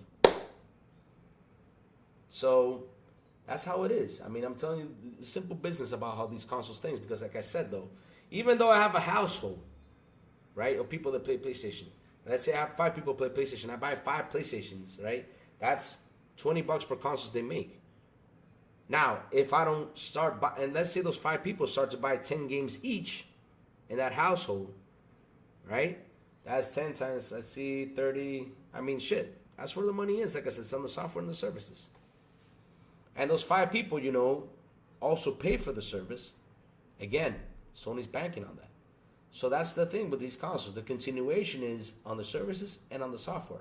If you don't go out there and buy the software, or if you don't go out there and buy the services, then why in the blue hell did you buy the console? You have it for nothing right there, just to play Fortnite? I mean, Sony's actually making money on Fortnite, you know, probably making money from the microtransactions because they already put money on the stock, right? And shout out to the 49 people here on the show. Oh, man, we're almost close to 50. Please hit the like button. Please hit the subscribe button and also hit that bell. Let's go, chat. Let's go. We're up to 50 almost. We're getting to 50.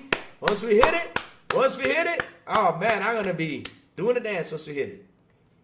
Once we're going to do a cool dance, if I see that we're going up to 59, 55 or 60, oh, man, I'll be like, I'll be dancing for victory. So, that's the point, though, you know? Are you sure it's $20 or not more? You're just guessing for just asking a question. No, I'm just guessing, bro, because at the end of the day, I don't know how much they make per console. But remember, like I said this, in the beginning of the generation, Jim Ryan said that they were not making money in the PS5. That's why revisions came by. They started to lessen the heat sink and everything just for them to make some money. And then he comes out and says, now we're making money on the PS5. But at the end, though, it's just a simple guess. I'm not confirming it that it's $20. I just made it, you know, to be like the top of it.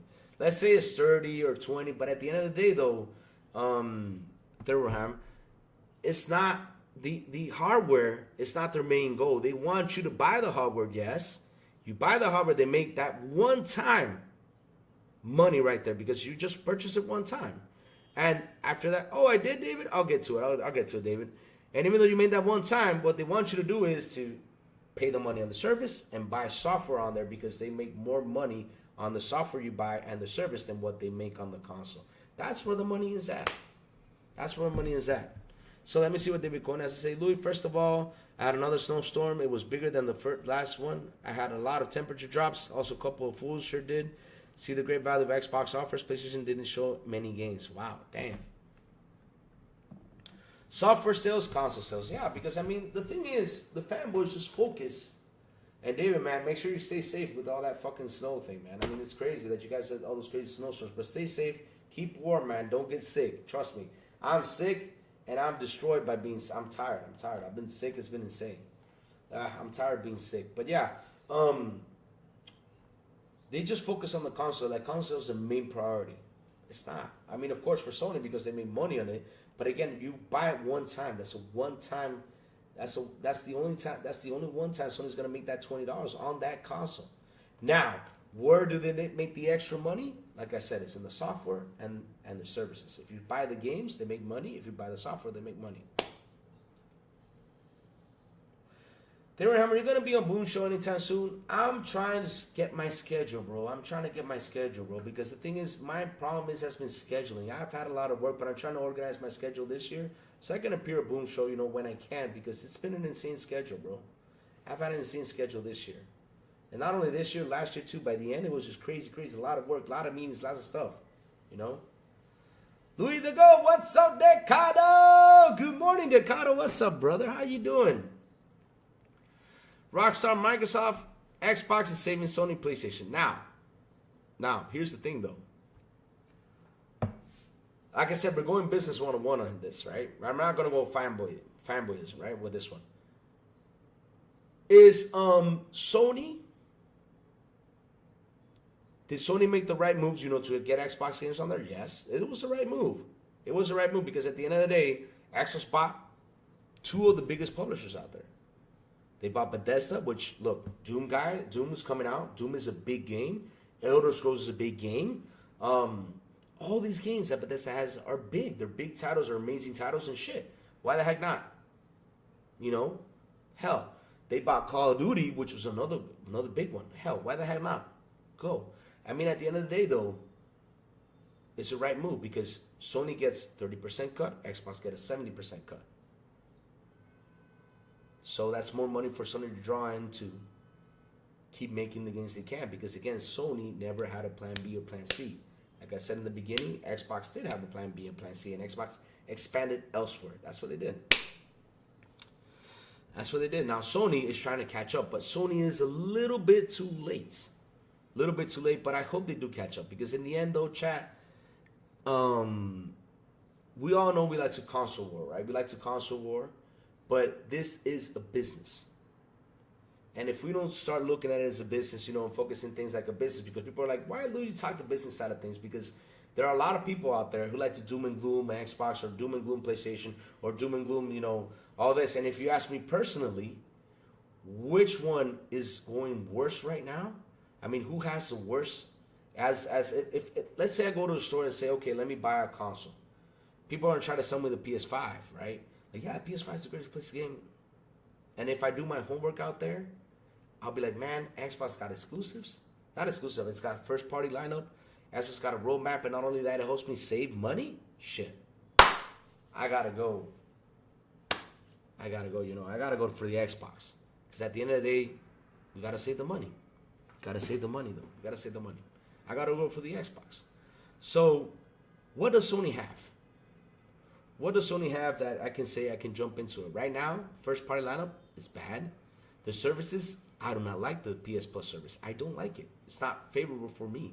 It's not. I mean, I wish it was more favorable for me to say, shit, I'm going to pay for it. Because if it was favorable for me, I would have paid for it. No problem. I would pay for the PS Plus. But I just don't like it. I just don't, chat. I just don't. I can manage also get nasty cold recently, but it only lasts a few days. I was not really that ready to die yet. Oh man, I'm still having a cold. Mine started on Sunday, right? And today is Thursday, and I still have a cold. Louis, let me ask you a question. Do you remember when Sony said they will not have any first-party games until 2025, knowing they won't have games? What's your answer? What's my answer to that? Good question though.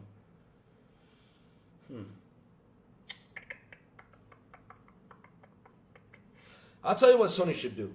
I want to tell you my perspective on Sony should do. Right now, Sony, what they should do is they got to reorganize. And I hope they do reorganize. Like, for example, I already talked about the Jim Ryan. I don't know if you were here when I was talking about the Jim Ryan run-up, right? I talked about the Jim Ryan run-up that I said with Jim Ryan being the leader, I was not happy. I was not happy with Jim Ryan being the leader. So he decided to do 12 live service games. That takes time, money, and everything out of these devs to do this. Not only that, he went out there, purchased Bungie. He bought Fire Sprite Studio, which was another money badly spent because with that $400 million, it would have been put into another game. Or what was the price of that one? It was $250. I don't remember. But they went out there and bought that studio. And that $250 million or $400 million that it cost that studio, I don't remember how much it was. I think it was $250, right? $250 million. They would have put it in another game, a single player game. I mean, Sony went out there and spent a lot of crazy money, which is insane. But yeah, that's all Jim Ryan. But at the end, though, right? With these 13 live service games, you know, or 12 live service games being canceled, I think it was 9 or 10 that were canceled, they got to reorganize and they got to rethink strategy-wise. Where are we going to go? Where are we going to head? We got to get ready for PlayStation 6, right? They got to get ready for it. And they got to have a lineup for that because right now, as I said yesterday, Xbox has got a beautiful and awesome lineup. And not only that, they also got to change their business strategy because having exclusives, locking them down is not the way to go. They can have a time exclusive and release it on other consoles because at the end of the day, though, hell, people are like, whoa, it's only 30 million on the Xbox side. People are not going to go out there and buy it. Let's say 4 or 5 million people buy a PlayStation game. That's 4 or 5 million extra that buy the game. After a year later, fucking hey, I will release it. Screw what the fans have to say. Because the thing is, these fanboys don't see how the business side of Sony is being affected. All they care about is console sales and having great games, and they'd be like, oh, yeah, we got PlayStation, we got all these games out here, you ain't got shit. You ain't got shit. But the question is, do your great games sell? No, they don't sell, because you all don't fucking buy them. It's been proved. Again and again and again, you guys don't fucking buy them. I mean, Astrobot, when it released, I said everyone on here, I literally said this on the morning show, right? Bye-bye. She's so beautiful, Sanchez. Why do you gotta mention? Oh, man. See? I love Lena Khan. She's so gorgeous. I mean, if I saw Lena Khan personally, I would say, Lena, I want to marry you. You're such a beautiful woman. I'm in love with Lena Khan. Yes. I'm just trolling, chat. But in the end, though, chat, like I was saying, though, right? What Sony should do is they got to change their strategy urgently. And if people talk a lot about their games, put it on Xbox. Let the fanboys buy them. Because I know the fanboys will be like, oh, we got your game over here. I'm going to go and buy it. Go ahead, buy it. No problem. That's all we got to say. Go ahead and buy it.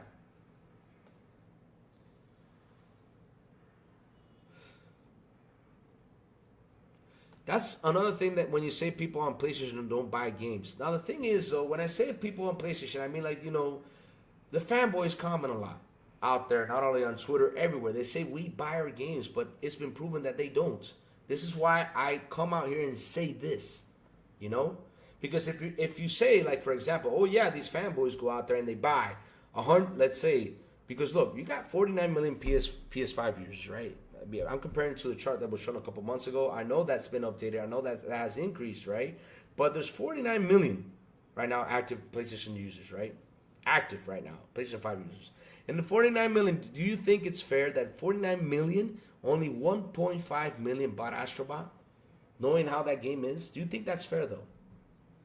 I mean, it should have been in 10 million, bro. 20 million. Now, if you put it on the Switch, though, this was a Nintendo Switch game, and there was 50 million users on Nintendo Switch, this game would have sold 15, 20 million on the dot in 1 month. Interesting.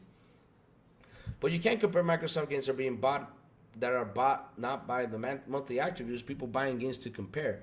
Now, here's the thing, though, Dharam. Microsoft, like I said, had a plan B, plan C strategy. Game Pass is a plan B strategy because at the end of the day, okay, people are not buying these games, right? They're not out there buying these games on Microsoft, but they're subscribed to the service.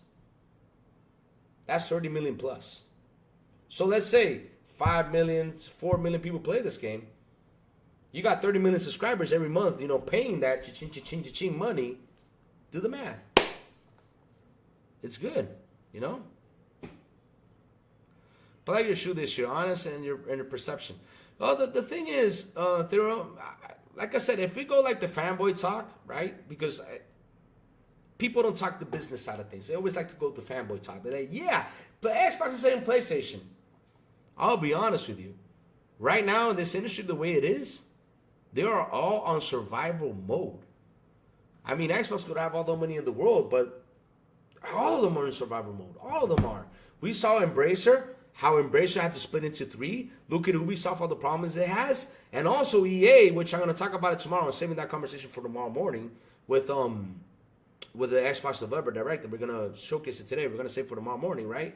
Also, EA didn't do as well this year. There are a lot of game companies that are not doing well. I mean, it's insane. Not this year, last year. They did not do well.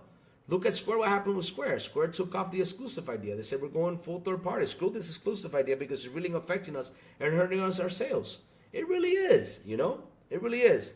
Like, for example, one game that pissed me off, that I was like, God damn it, it had to be released on the Switch, is Marvel Ultimate Alliance 3. Switch locked that son of a bitch up.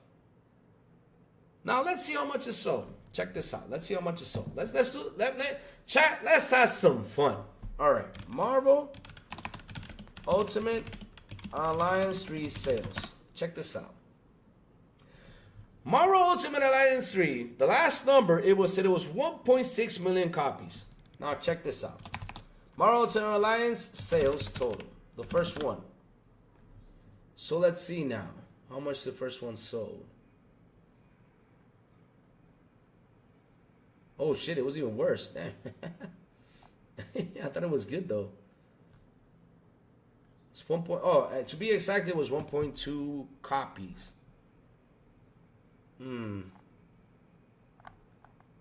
So it was only intended for 1.6. But imagine you that it was released, you know, to other consoles. It would have been 2 or 3 million copies sold in total. You know, it would have been that. It would have been better for them. It would have been better for them to release though. Let me check though, because again, you know, these are old numbers. Let's see now.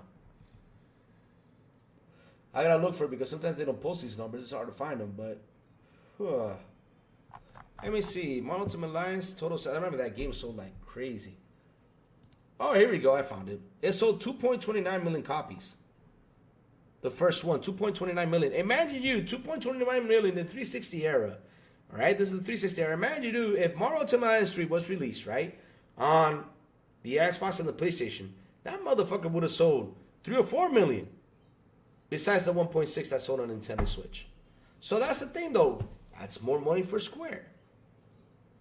And that's what I'm trying to get to. Doesn't Square make it? I think it was Square that makes it. Let me check. Who makes these games? Let me check. Before I keep on ranting. I think it was Square. Hold on, chat. It was Activision. Oh, the first one was Activision. Let me check. The second one. Let me see. The third one. Who made the third one, though? I think it was Square, wasn't it? Oh, it was Team Ninja. Oh, fuck. I thought it was Square. My bad. It's Team Ninja. Oh, I thought it was Square, though. Interesting. Why did I get Square in there? Oh, well. Doesn't matter. I make boo-boos sometimes. But yeah. That's a prime example, though. I mean, shit. Release the game everywhere. So, for Final Fantasy, for example, check this out. Let's look at Final Fantasy 14. Oh, what was it? No, it's 15, right? Wasn't Final Fantasy 15 the one that released everywhere? Yeah. Wasn't it? Yeah. Hey, Anarchy Thread, what's up, buddy? So, Final Fantasy 15 released everywhere, right? On all the consoles, right? Here we go with Lena Khan again. Alright, here we go. So, look. As of May 22, the game has sold 10 million units worldwide, making it one of the best-selling Final Fantasy games of all time. So, let's do this real quick. Final Fantasy 7, which the first one, right, did really well in sales, right?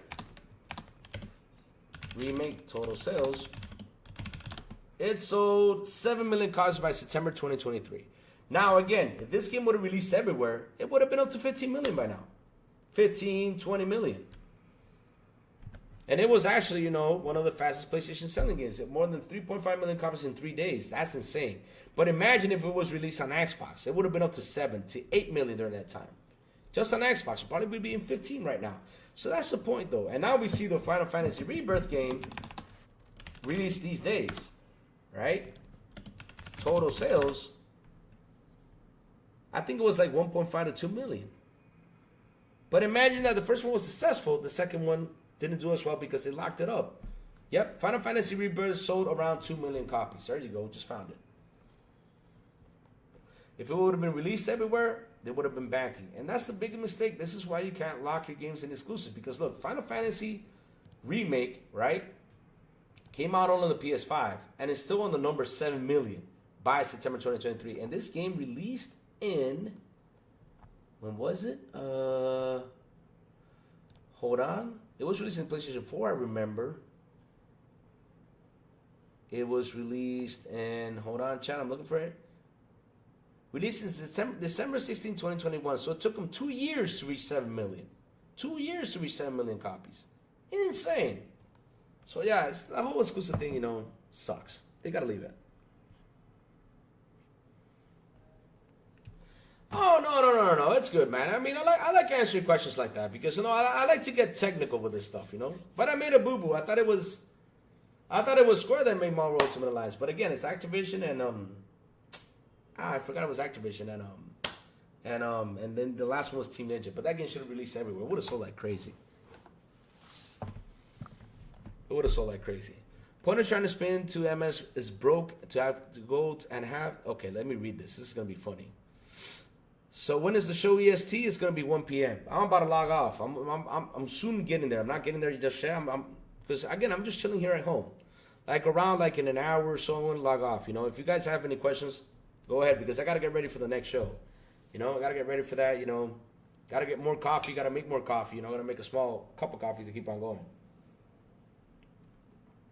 But yeah, let's see what chat's been saying. Out of the 49 million, how many of them are hardcore and how many of them are casual? Because the casuals don't care about the first party games. You want to know the answer, bro? The answer is out there. When you see every single month, Ram, when you see every single month on games. I mean, they've been posted this every single month about how many, like the top 10 games that are being played. And you're seeing this. Do you see a PlayStation exclusive on there? You can probably see Helldivers on there once in a while. But others, do you see others? Astrobot can climb up there for a month, but then after that, it slides down.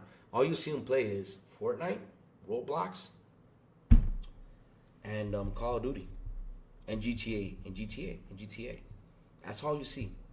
That's all you see, bro. That's all you see them play. All you see them play.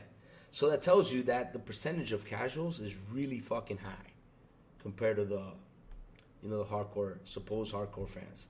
And not even the hardcore fans are buying them, bro. And the hardcore fans, like, I'll give you an example, right? A lot of these guys out there that you see, I'm not going to say who they are or not because I'm not confirming this 100%, but I do know a little bit of things, right? A lot of these guys out there, you do follow channels and everything, some of them get codes. They do. They get codes for the game, and they go out there and they cheer for this game because they got the code. They say, it's the best game ever. Of course, they got the code. I mean, if I got codes, I'll be saying, yeah, this is the greatest game ever. Shit, I don't ask for codes. I mean, okay, if I got a code, I'd rather give it away to you guys. If I got a code for a game to try, I'd rather give it to you guys, you know, away to you guys. Now, if it's to try it out, I'll try it out, right? I'll try out the game. But at the end, though, I'll be serious about my opinion. I won't be like, oh, yeah, this is the best game ever. oh, because I got a code. No, fuck that. I mean, if they come to me and say, you got to sign an NDA, I say, nope. Give it to someone else. I'll seriously say give it to someone else. I mean, I got to be serious about my opinion. I can't go out there and lie to my people out here. You know, they come over here and follow me just because you want me to say the game is great. No, I got to be honest with you. And the more honest I am, the better it is for you because you can go in and fix it. If I'm going to talk about the game. Seriously. Hands down, I'll be like that. I'll be like that 100%. But all these guys, you know, get these codes and they cheer for them like, yeah, they're the best games ever. Just to hype you up to get, you know, to buy the games. That's what they do. So let's see. Lena Khan and FTC also force MS to share games with the ABK deal. They also have cloud rights to Ubisoft. So, Sanchez Martinez Gaming, I already told you about this, and I disagree with you there because I'll tell you what happened there. And you're not going to believe this because, like I said, when we go fanboy into this, we might see it like that. But when we go business 101, we change our minds because look what happened, though. Xbox got into Activision Blizz, right? They go in there, and this is small, though, because it's bigger than that. They go in there, and they say, okay, let me see the books. When they go into those books, and when they see that revenue in those books and how much money it's making by putting the games everywhere, what do you think I'm going to do as a business? Do you think I'm going to start locking out myself and say, yeah, I'm going to switch to the Xbox only to get these people to jump over here? I'm going to say, you know what? If on PlayStation they sell 70 million copies, fuck, let's sell it on PlayStation. That's 70 million copies I have for sure. I'm going to bank money on it. That's what happens. It's business 101, man. I mean, seriously, if I go buy like a company like Activision Blizzard and I see those numbers after being, tied down to my exclusive idea, and I see that by expanding my software, I'm making a shit ton of money. Ooh, man. Oh, I'm gonna expand my software. I will expand them. Now, the way to expand it is have it for months or a year exclusive to the Xbox, and then expand it elsewhere. Let them buy it. Because people are like, oh, well, that's going to affect the Xbox console sale. Xbox came out in the very beginning and said, we're not making shit on this thing. Well, if it sells good, but at the end, though, we know people are going to buy it. We know they will. If they like it, they're going to buy it. But it won't sell as the PlayStation or the Nintendo. We know that's not going to happen. We can lock in Call of Duty, and we know that's not going to happen. It's going to be years to get people to jump on the Xbox because already they know that these guys that have a PlayStation already have a digital library that they spent money in there already. How can you drop? And I say this is insane. How can you drop a digital library you already spent? Let's say you have 100 games in the digital library. How can you drop those 100 games? Just jump into a new console and start a new library. What you can do is, and this is the advice I give to everyone, buy an extra console. Stop being hogged up over here. And little by little, you build your library. And you keep all your libraries there. You have your PS5, you got your Xbox, but you're little by little building it. You don't have to go nuts. That's the best advice to give. And at the end of the day, it's a license thing, right? You don't own them, but shit, you already have a library here. How the hell am I going to drop this library to go to this console? It's not going to happen. Not only that, I got my friends over here. How am I going to leave my friends, which I hang out with, chat with, have fun, to jump over here? Xbox was right on about that one. I saw it clear. I saw it clear. Oh, man. So, MS was being nice. They could have easily defeated the FTC and CMA. The judge warned the CMA to come up with a deal. Life lessons, TED Talk. No, actually, we're having a good conversation, to be honest, man. I mean, everybody's sitting here, and they're having a good conversation. Sourblow, Sourblow, Sourblow. And we all happy Xbox or PC gamers and PlayStation fans. A showcase for all of us and games to enjoy. 100% there, baby. Let's go. Major Tech, Xbox going hard in a couple of hours. Thought I'd stop in before the cold stream. Yeah, I mean, we're gonna do the live stream here today. I mean, literally, I'm gonna, like I said, in a couple minutes, I'm gonna head out, get a little bit of food in my tummy. I need to eat. I'm gonna eat, around 12:30. All I gotta do is reheat it and eat. And after I eat, have another cup of coffee, jump in here, and we'll do the show live. We're gonna stream it right here, baby. And shout out to the 47 people here on the show. Oh man, we got up to 50. Oh man, we're at 50. We're at 50. The Louis Happy Dance, we're at 50. We're at 50. We're at 50. Oh man, chat, we're at 50 people watching the show. We're at 50. We're at 50. Yeah, we're 50 people here watching the show. Let's go. I am happy. I am happy. Let's go. Yes, 50 people here on the show. Hit the like button, hit the subscribe button, and also hit the bell. Let's go. Yes. Sharing games makes sense business-wise, Louis, but what would have happened if COD was an Xbox console only? Well, the thing is, though, what would happen with that is it could do some effect, but at the end, though, is they gotta bring that $70 billion money in, and by stopping that, right? It was not gonna be a good look for them. I don't know what would happen. Probably people would have gone and bought Xbox, but again, they're not making money with Xbox. They're not making money with the Xbox itself. So what's better? Give it to everyone? Yes, give it to everyone. Let people pay for it. I mean, like I said, there's 70 million people buying over there. Shit, let me get my 70 million buy on that, because that's 100% of secure revenue right there. Why would I want to lose something that is already secured? I don't want to lose it. I don't want to lose it by taking a big ass chance to try to get my Xbox consoles to boost up, which I'm not making any money on it, and try to convince these guys that are big fans and are locked down to PlayStation, right? Locked down to PlayStation to jump over here. It's gonna take them a while. It was gonna take them a while.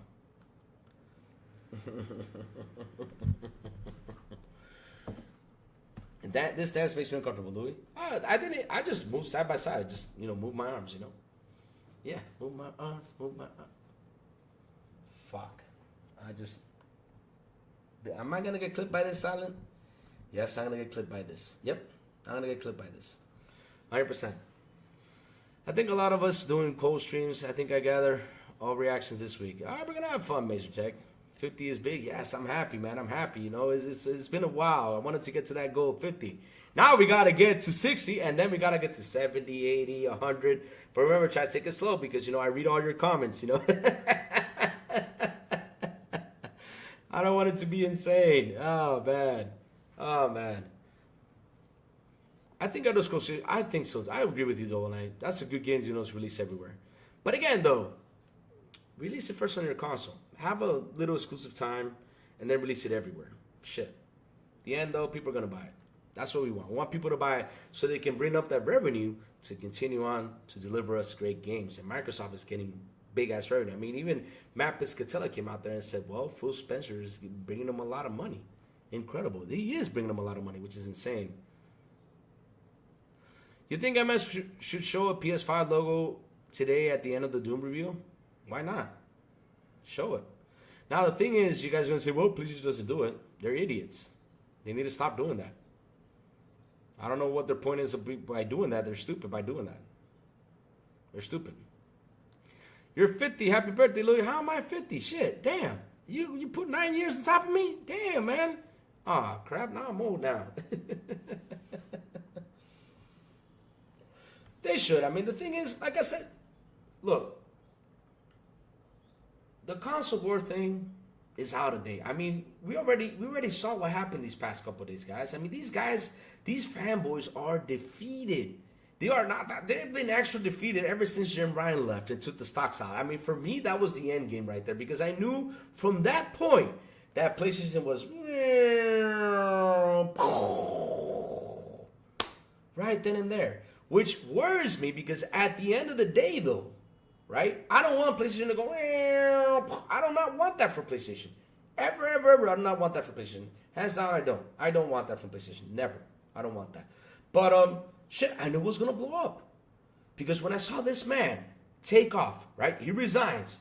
When was it? I think he resigned around after the ABK deal was signed. He quit. He said, "Well, I'm leaving." He retires, or he retired probably a month before. I don't remember. But he says he's retiring, and then we know. And that's from Go Gaming because he did some investigation. We knew that he took his stocks and his shares out. He literally took all his stuff out. I said, oh shit, this is going to be a bad crash right there. This is going to burn up everything. And then in February, we see that the stocks dropped 10 billion. That was one. We see later on that Square leaves them and says, we're not doing exclusives anymore. That's two. Concord, biggest flop in gaming history. No matter what they say, they go out there and say, well, Xbox has flops. And nope. That title does not go to Xbox anymore. That title goes to you. You guys have the biggest flop in gaming history. So that's what I'm saying. Their narratives are done. And not only that, just to add to more kill point, PSVR starts production. Oh shit. I mean, when I saw that, I was like, oh man, this is not looking good. And it just keeps adding and adding and adding and adding. When they went out there and did the PSN account thing, I said, oh, that's a doom and gloom thing. They nodded out 180 countries, they said you're not going to be buying this game, right? Says I do. I want Sony to become a fiery crater in the ground. I mean, Silent, it's been a fire crater in the ground. Ever since Jim Ryan took his stocks out, right then and there, I said this is going to be a hell of a year for PlayStation. Their hardware sales did not meet up as they expected. They were expecting 25 million, and it got down to 19.800. They narrowed it down to 20, which it ended in 19.8. 19,800,000 consoles sold. They were actually expected to be in 20. And now they literally dropped it down to 18 this year, which I do hope it kind of increases a little bit for them. But shit, it dropped down this year for hardware. And I even called it because I said, if iPhones are down, and that's a cell phone, people buy this piece of crap. I got to call it a piece of crap because, it's a piece of crap. People buy them, right? People buy them.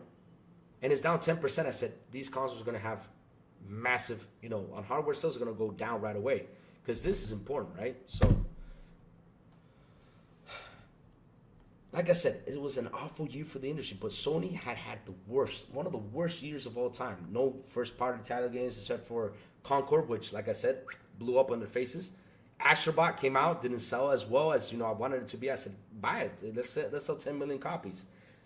They've had an awful year. Those third-party games that released, I mean, Stellar Blade sold 1 million. They made a couple bucks, right? Cool, that's awesome, but I don't know. I think that game cost even more, but they have other games that are mobile, so they probably got some revenue off from the other side. But in the end, though, shit.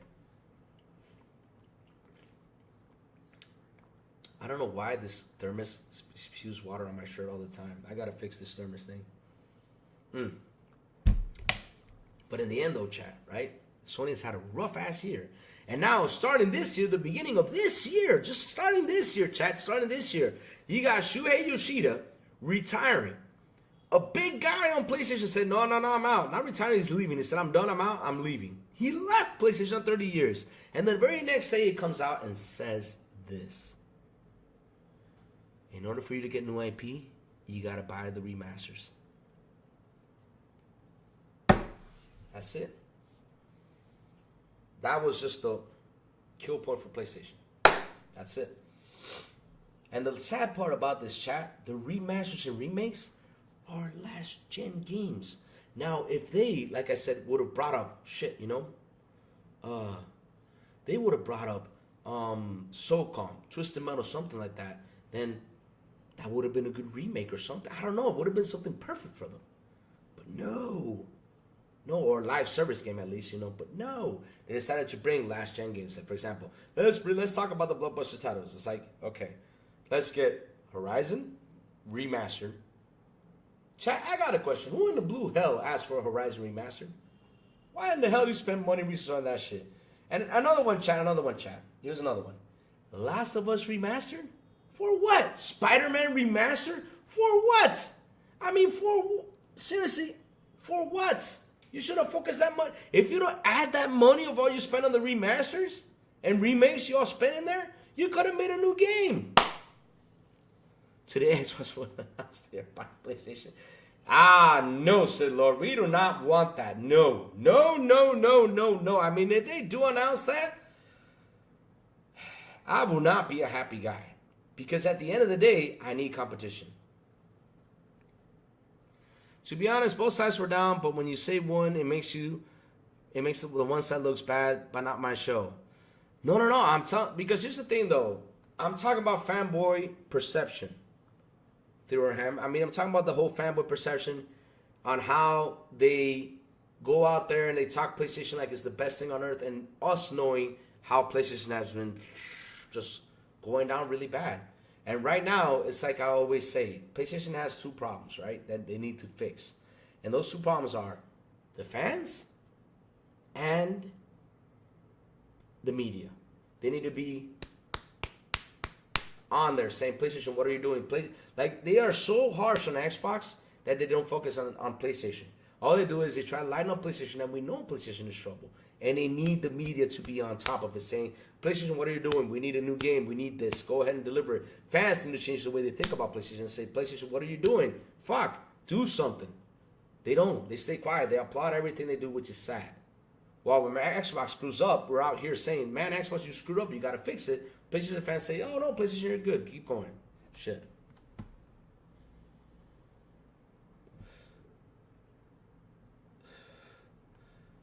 Okay, if you go back and listen to what Yoshida said about the remasters, he wasn't talking about PlayStation. He was talking about the industry. Just go back and listen. No, he was talking about PlayStation because there's an article from Push Square that I read on here. Theorem, I can show you it right now. It's right here. It was an article from the same exact Push Square, you know? Yoshida, I can look for it right now. Said, hold on, I have it on the one. No, let me look for it so you can see it. It actually said for PlayStation. It's right here, bro. I mean, I have it on the OneNote that I to do the show yesterday. Posted it. He actually said that. I was like, oh, shit. Well, hold on. Give me 1 second. I'm looking for it. Beep, beep, beep, beep, beep. Here it is. Look, I'll show you right now. All right, ready for the kapow moment? I call this the kapow when I switch camera. Kapow! Shuei Yoshida. If you want new first-party PS5 games, you should support remasters.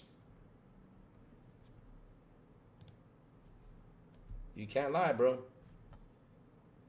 When I saw that, I was like, ah, shit. But the thing is, I would have wanted, to focus, the remasters, shit.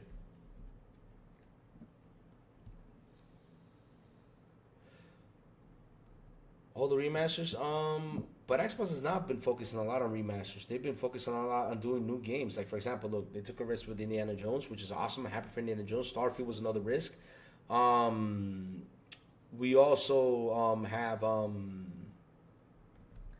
what other games? Pentiment was a new risk, and if I keep on going, Forza Horizon was another new risk. Forza Horizon 5, which is beautiful, and I could just keep on going. Like Xbox bringing new content. I have not seen Xbox say, okay, let's bring up these remasters. Like for example, the Marcus Phoenix collection. Okay, Halo. Halo can be another one that could come up. But hey. The thing is, they just focus on these remasters from last gen. Now, they would have focused on old games. Like, for example, a perfect remaster. Let me give you a remaster or remake that's perfect was Resident Evil 2. I keep on talking about that game because, man, that game was flawless on how beautiful they made it. Oh, look who's here. Oh, Lord. We got Rudiggs in the house. Rudiggs in the... That's my brother Rudiggs, guys. Remember, chat. Rudiggs comes in here to troll me. Don't take it personally. It's between me and Rudiggs. He's my brother. We fight every day. But we fight, just for fun. What's up, Rudiggs? How you doing, man? How was the gym, man? Jay, good morning. What's up, Jay? Good morning to you, sir. Louis, Elon Musk should buy Sony with a beautiful and awesome $2 super chat. Thank you for that, TJ. Damn, TJ. No. Listen, leave Sony alone. Leave Sony alone. Good morning, GDG. What's up, brother? Good morning.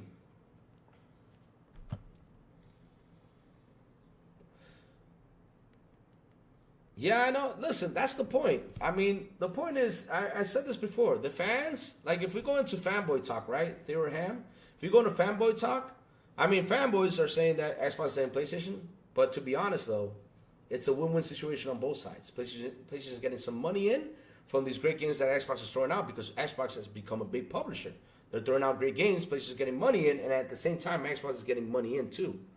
So either way, though, all of them are making money, and that's important in order to survive. Because right now, everybody's looking to survive this god-awful generation. Because I gotta say god-awful because, shit, look at everything that's happened. We cannot ignore the fact about that almost everyone out there is having problems with video game in the industry. We're seeing layoffs. We're seeing layoffs, studio shutdowns. It's been crazy. I mean, if I sit there and I gotta sit here one day, and I've been trying to work this because it's so much information.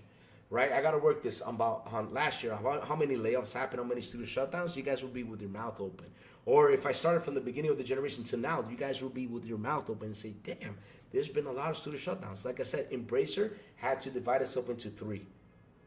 Why? When they have all these major studios, insane. They had to divide itself into 3. Square Enix took off because Square, if it would continue, would have gone bankrupt, and Sony would have picked it up for cheap. They said, we're not falling for the trick. We're going to keep on going. We're going to deliver to all the systems, which is a good move on their side. You got Ubisoft. Look at Ubisoft. We don't know what Ubisoft's happening. So at the end, shit. Yep, that's it. At some point, Sony's going to do what Microsoft is doing. I really believe that then we'll see how fanboy on both sides start shining each other. Yeah, they're going to see that. And you know what we're going to do, Theoraham? We're going to eat popcorn.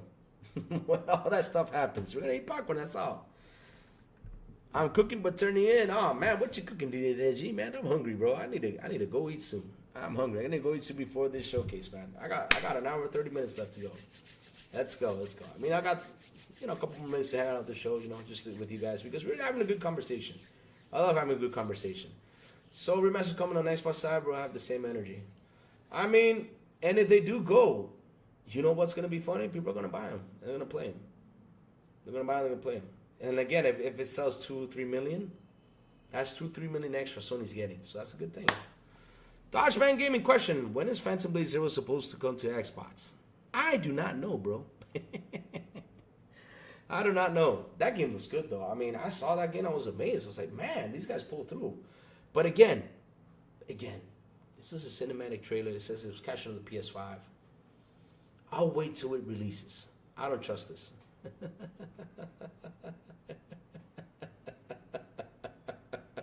I'll wait till it releases to see it. But that game looks good, man. I'm hyped for that game. I'm hyped. And I hope it's linear. I hope it's not a big open world. Please, Lord, not a big open world. Make it linear. We need more linear games. 20-hour games tops. We don't need more than that. I mean, look, guys. I'm in Stalker 2. And I have 4 days and 12 hours into it. I still have 6 missions left.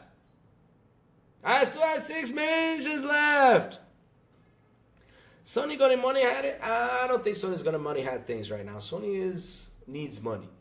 I don't think they're gonna put all that money in there. Let's be honest, Sony PlayStation is fun. They need to come up with something soon. And I hope they move quick, because if they don't start moving quick, it's gonna look worse. I'm not liking how it's going for them. I'm not liking it. I'm not liking them. Reason I'll buy it on my PC. But yeah, I don't think they're going to money had it, because again, if the game, like for example, if the game sells magically well, they'll probably money had it for a little while, but at the end though, shit. Let's see how it goes. I mean, if it's a Sony, let's see. Let me see if it's a Sony published title. Hold on, let's go check that out.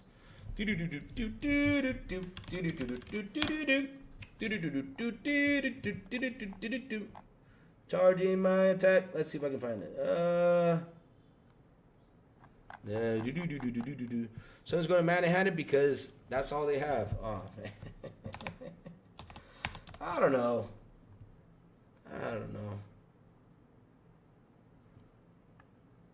Let me see. Publishers. No, it's not going to be a Sony published title, so no, it's not going to be money had it. Publisher is S-Game.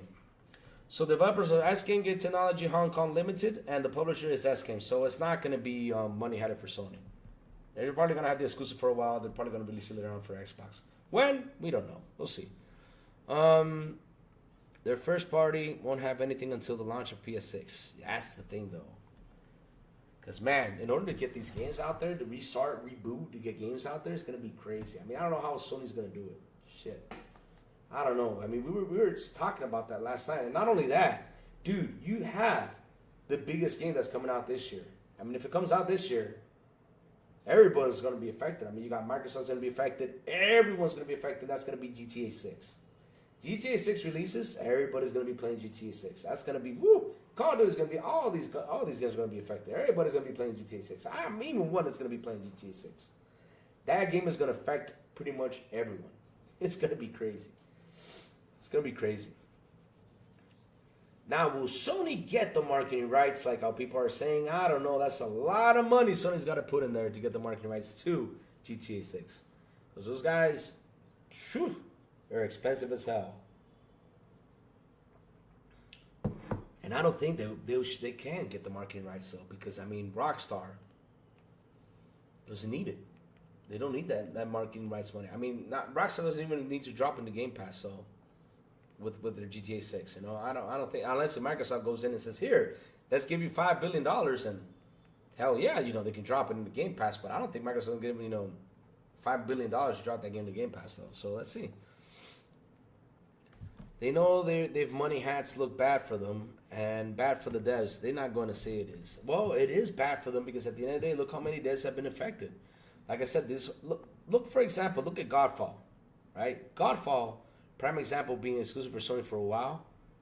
When it came out to the other consoles, nobody was up to it because there were so many games. Now, if it were released everywhere, that studio will probably be ongoing. But I think that studio shut down. Didn't Godfall shut down these days?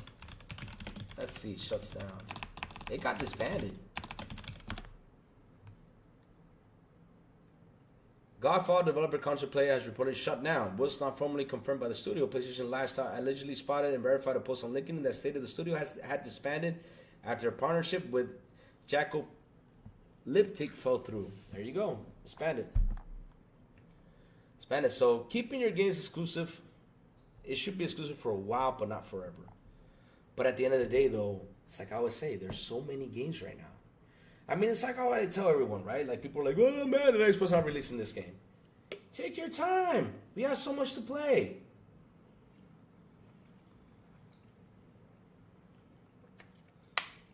We have so much to play. We can wait. We don't need those games to drop right now. Take your time. Go, go, go. Take your time. Take your time with Avowed. Release it in August. I don't care. Take your time with Doom. Release it in... No, don't take your time with Doom. I want my Doom game. Fuck that. I want my Doom game right now. Shit. But no. Take your time, though. Take your time. There's so many games to play. It's insane. I mean, chat. I asked this before and I asked this again. Hashtag yes. Who has a backlog right now? Seriously, who right now on this list has a backlog? Say hashtag yes. And we'll do the counting right there. Don't be late for the first game is big. Big. Let's go. But again, I mean, who does not have a backlog nowadays? We all have a freaking backlog. Do you think the developer will live up to the hype? Dude, it has Doom. Rockstar Randy has Doom. What else do you want? What else do you want? It has Doom. It has Doom. I don't want nothing else but Doom. I mean, listen. They can show me GTA 6 on Game Pass. They can show me Sleeping Dogs. They can show me anything out there that I love. They can show me a Chrono Trigger remake, all that stuff. No, to get me hyped. Maybe the legendary IP is a Chrono Trigger remake. Oh, shit. I never thought about that one. But, you know, shit. They can show me anything. Anything. But Doom is my game. You want a Contraband? Yeah. I want to see more Contraband too. But shit, I mean, look. We already got... There you go. Brother Grin says yes. Safo says, of course. Dolan says that's 3. I say yes. I know Silent Cypher has a big backlog. I know Sourblow has a big backlog. But I don't know the rest of y'all, but we all have a backlog of games. I think Dia Dana G has a big backlog because Dia Dana plays old-ass games. So he probably has a big-ass, backlog. Mario187 says, hashtag giant yes and bills to pay for. There you go. See? There you go. They got to work. Because, look, it's like how I say. When we were kids, we had all the time in the world to play games. Nowadays, when you're an adult, you only got, 4 to 5 hours tops to play games. Probably 2 at the most to play games. And there's probably that one day you can sit down and play a game. One day of the week you can sit down and play the game. And you cannot beat it by then. That's why this is why we need these 15 to 20 hour games. There's so many, because literally 90% of the games are open world. It's insane. 90% of the games are open world. We need smaller game stories, There you go. Theratrum says hashtag yes. That's another one. Like I said, I mean, if we do the count, look at E-Ranks. My backlog is so fucked. I'm finally playing Dredge after sitting on my backlog for 18 months. Jesus Christ. Jesus Christ, man. You don't want to know something when the pandemic hit? I remember last year I went on a crazy buying spree. I bought like 40 games. 40 games that were on my backlog. 40 games. And when pandemic hit, during that time, because I had so much free time. I mean, I had to be at home around 2 because everything was in lockdown. 2 was the top time. So around 2 p.m., I played games all day because I just had nothing to do, just play video games. That's it. During that time, that backlog dropped down. I think it was to like 12 or 10 or something. No, I think I dropped down a lot. I mean, I had a huge backlog and I dropped down a lot of games. But that was thanks to the pandemic because I had the time to play because I couldn't go out. I couldn't do anything else. In the morning I worked and came back, but shit, I couldn't do anything. Because I have also I'm gonna say hashtag yes. I mean, we all do. We all have backlogs. Now the point of this is that shoot more new games, okay, drop them, cool. But if they're not ready, take your time. We don't care. I don't want any more AC Valhalla. Oh, don't get me started with AC Valhalla. Oh my God, that game is so long. No. I have tennis elbow. Oh, man. Hope you get better soon, bro. Shit. Hope you get better soon. Damn, man. Oh. Tough, man. Go start, get better soon, bro. Get better soon. Take care of yourself. I mean, if you got a health thing, don't worry. Games will be there forever. Heal yourself first and then play games. Screw that. You got to heal yourself, man. When it comes down to health, you got to focus on your health. Then all that stuff, it comes by. No worries about that. But yeah, look, everybody's saying they have a backlog. So again, we have so much to play. Take your time with these games, guys. Take your time. Take your time. Take your time. No rush. No rush. No rush. That's you know, that's the truth. That's the truth. I'm not in a rush to play new games. No, not only that, when these new games release, we gotta wait a while till they patch them up. We gotta wait a while till they optimize it to what we have. We gotta wait a while for all this stuff. So again, some games, of course, like I said, like I have a backlog right now, and I'm telling you, if Doom comes out, I mean, I need to know the date for Doom. And when I know the date for Doom, I'm gonna say, okay, this is the time frame I need to play these games, because when Doom comes out, I'm focusing on Doom. Fuck that shit. I'm focusing on Doom.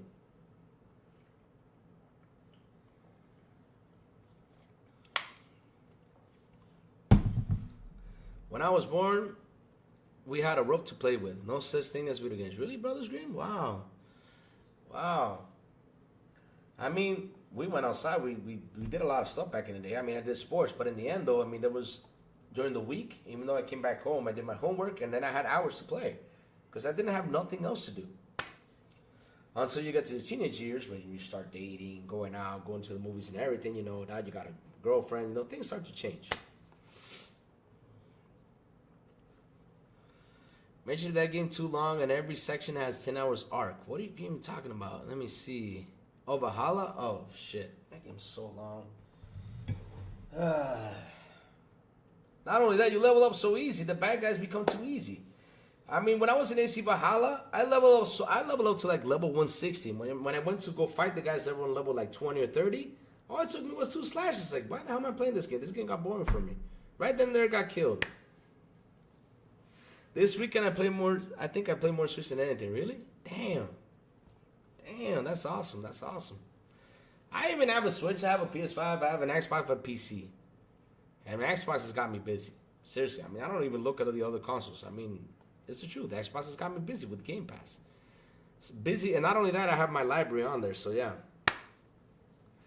Yes, sir, I'm going to stream the events, sir. I am going to stream the events. That's what I'm going to do, sir. I'm about to start setting it up live with you guys. Probably. I'm playing UFC 5. It's really cool. Oh, nice. I'm glad you're enjoying UFC 5. That's a good game. It's a good game. I wonder when wrestling games are going to drop into Game Pass. Because I quit buying wrestling games. I got tired of buying. It was the same old every single year. And I said, you know, I'm done buying wrestling games. Yeah, I'm done. I'm playing Halo 4. See, I told you, DJ Energy plays old games. That's all he does. He plays Mortal Kombat Trilogy and all those old arcade games. I got the game of the DLC and just started killing everything with the DLC and the main game. Valhalla. That's what happened with me with Valhalla. I leveled up because, I mean, I even told, Sourblow told me this, right? We had an argument. If we were doing back in the day, we were doing the Spanish show, you know, when we started to podcast. And there was another person that was saying, you don't know how to play Valhalla. I would say, I play Valhalla just like The Witcher. They say, no, that's not how you play Assassin's Creed. And when I told them that even if you hop on the horse and you ride the horse, you level up, they were like, that's not true. And man, you know what I did? I installed the game, I got into the game, and all of a sudden I got on the horse and I started to ride, and all of a sudden the guy, poof, levels up. And I said, see, I told you. The leveling up system of Valhalla is broken. You level up so fast by jumping on the horse and everything, shit.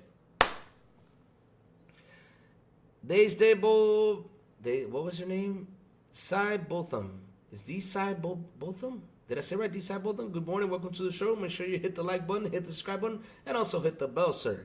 He says, Halo and Gears coming to PlayStation this year. I don't know. I can't confirm you that. Cannot confirm you that. Now, Phil said there's no red lines, red tape between these games, so I don't know when's it coming out there, but I don't know if it's this year, next year, I don't know.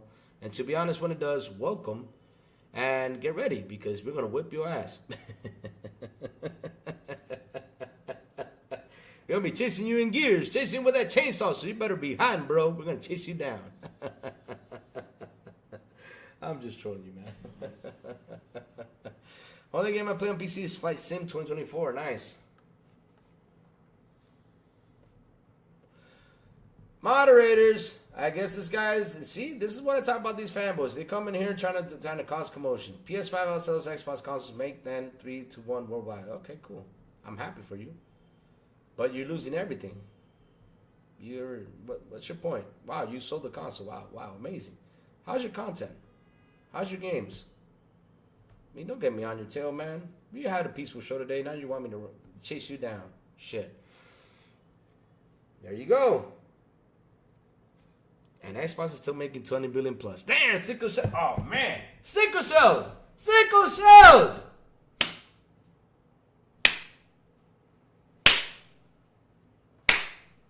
He came in for the kill. Shit.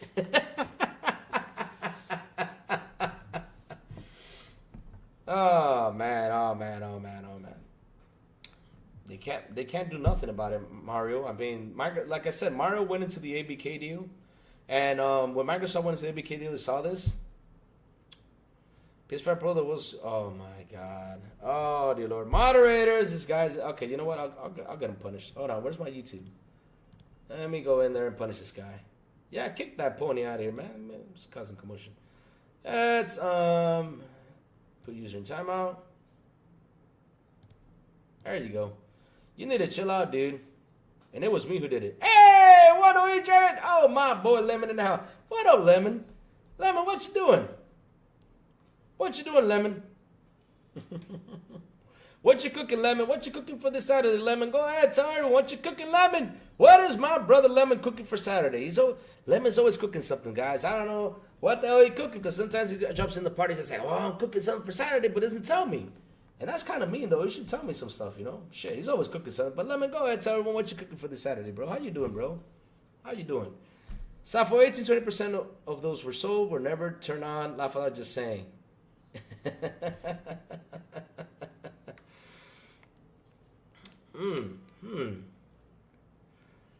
Good luck to trying to whip mine, cause I've been on Halo since Halo 1. I've been around since ColecoVision. Damn,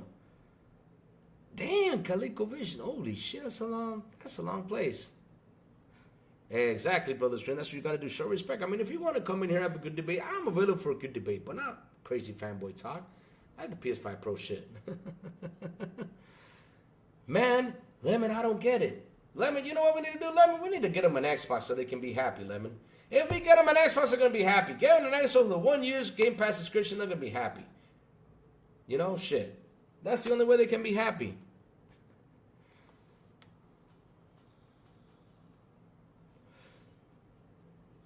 They don't get it, famo. E-ranks, they don't get it. We got console sales. What does console sales do for you? Laugh my ass off. These lemmings don't get it. I don't get it. They don't get it, man. They don't get it. This is why we got to be in here and boot them out. Because, I mean, if you're going to come in here to the show, ask serious questions. Let's have a good debate. But don't come here like, oh, yeah, PS5 Pro the best. When Digital Foundry even destroyed the PS5 Pro, they said, hell no. This console sucks. Oh, man, shit. I'm not saying it's not going to work down the road. It's going to work, though. But shit. How can you guys talk positive about the PS5 Pro? God damn. Oh, man. Let's see what else happening. I got dev mode on Xbox Series console. You can emulate all that old boxing games. I have all the fight nights. You see, the energy. I told y'all, that's all he does, play old games, man. See? This is what I love about this channel, guys. I mean, I meet new people all the time, and it's something I enjoy. And this is why you... Hey, guys, real quick. Hold on. Let me drop the invite to the Discord. Because at the end, I want y'all to join our Discord, guys. Why don't y'all join it? Join our Discord. We got the Pick on Louis section where everyone picks on me, you know? Everyone picks on me. They do. They pick on me all the time. They do. So, I'm going to drop in the Discord. So, join our Discord, guys. Because, hell, we have fun in there. We do. We talk games. Ah, shoot. Hold on. I think I misgrabbed everything. Give me 1 second, invite people. How do you, what's the link though? Oh shit. Use the copy button. Okay, let me use the copy button. All right, let me see if now it's gonna drop in here. Cause damn it, man, I'm trying to drop the Discord. See now? Does it say hidden? Use copy. Edit in my link. Okay, there you go. Generate new link. Okay. Why is it not working though? Ah, god damn it, it's not working. Hold on, let me reload the Discord. It's not working. Hold on, chat. Hold on. Let me reload the Discord. We had some fun in there, you know. Like I said, you know, they pick on me. They had the Pick on Louis section. We have our fun. Not only that, people would like to promote the shows and everything, you know. Hell, we love promoting shows. What the heck not? So let's see if now it actually appears. Or send a link to a friend. Okay. Let's see if now it's going to work because shit. Okay, copy. Now I think we got it now. So let's see now. Let's see if it drops. Damn it, it's not working. Son of a bitch. Sorry about that, chat. So I think it's down here, though. Let me see if I can find it down here so you guys can join our Discord. We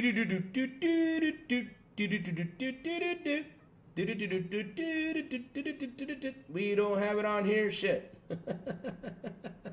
No, we do not have it on here. I thought we had our Discord on here. Son of a biscuit. I thought we did. Oh, well, chat. I'll have to use it for another day. Let me see if I can fix this, though. Let me just close the Discord now. Close window. I just want to close it. Let me see if I can reload it. Discord. Man, I'm telling you, I'm not the biggest techie guy, guys. I'm trying my best. Settings. All right, let's go. Let me see if I got it fixed now. All right. Invite people to the server. That's not the link, though. Why isn't the link showing in there? Insane. How do I do this? Invites. All right. Server sending invites.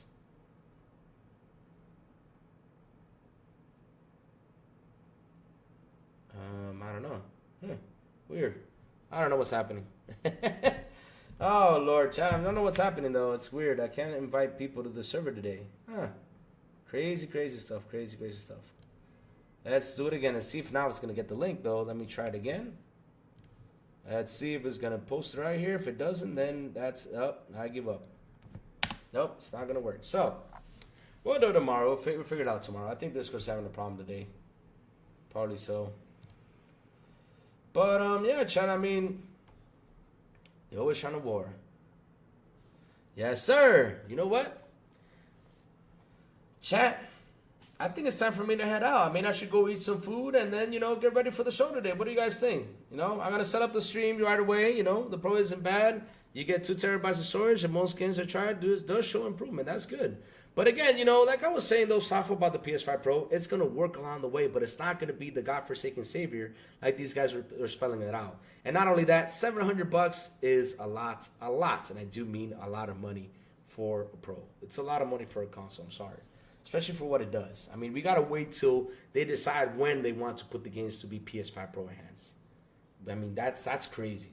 That's crazy. I'm sorry. That is crazy stuff right there. That is crazy stuff.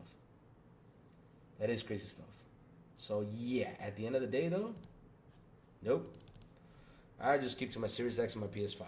Yes, sir. So, chat, listen up. The crazy ones got to go. I got to go eat some food, chat. I'm going to go eat some food. Reheat my food. Eats. Get ready for the show today. I'm going to try to find my Xbox shirt, which I don't know where it is. I got to look for it so I can wear it for the live show event. We're going to have some fun today. We're going to watch the Developer Direct live today right here on this very same channel. So I'm going to head out. Gonna go eat, and man, get ready. So chat, before I go, tell me what you've all been playing. I want to know. There you go, another game. Hold on a second. Anyone gonna play Eternal Strands? That game looks so beautiful, man. I want to try that game out, but I gotta finish Stalker 2. I got 6 missions left.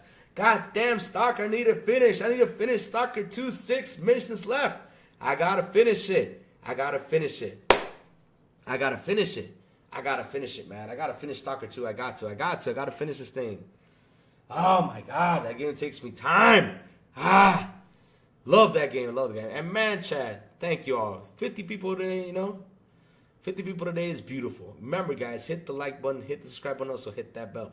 And I could even playing Minecraft. Oh shit, WWF No Mercy. Oh, see, then they're playing all the MMO games, man. Shit. Minecraft, there you go. Building houses. Soda Rounds, I'm a Raw Guy Like X, and Sniper Elite 4. Nice. I wonder how to Sniper Elite 4. That's another one. You want to know what any faction I take? Oh, shit. Man, I'm about to go into war right now. I don't want to give spoilers, but I'm about to go into war. I'm ready. I got like 2,000 bullets. I'm ready.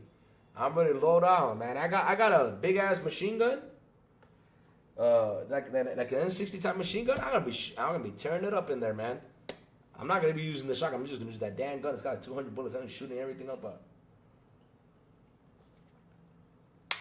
You're stuck in the swamp zone. Ah, shit. That zone's annoying. That zone's annoying. But it's fun, though. I mean, the game is fun. I really love Stalker 2. It's fun. I want to get it done so I can jump into indie. All right, Brothers Green, back in time for the show. That's awesome. That's awesome. That's awesome. That is awesome. Played Mario Rivals with a VTuber all night, and it was so much fun. Yeah, Mario Rivals is such a fun game. Such a fun game. Is good. Mark Shorty, I've been playing the finals or Black Ops 6 or Need for Speed 2015. Nice. Need for Speed. Need for, oh man, I remember the good old days from the Need for Speed. It need to come. That's another game they gotta get fixed. Need for Speed, go back to the Most Wanted. Go back to doing those stories. Go back to shooting up your cars like we did have some fun. Fight Sim is awesome between Lou. It has our local smart bus where I can land. Oh shit. Just don't land a big ass airplane.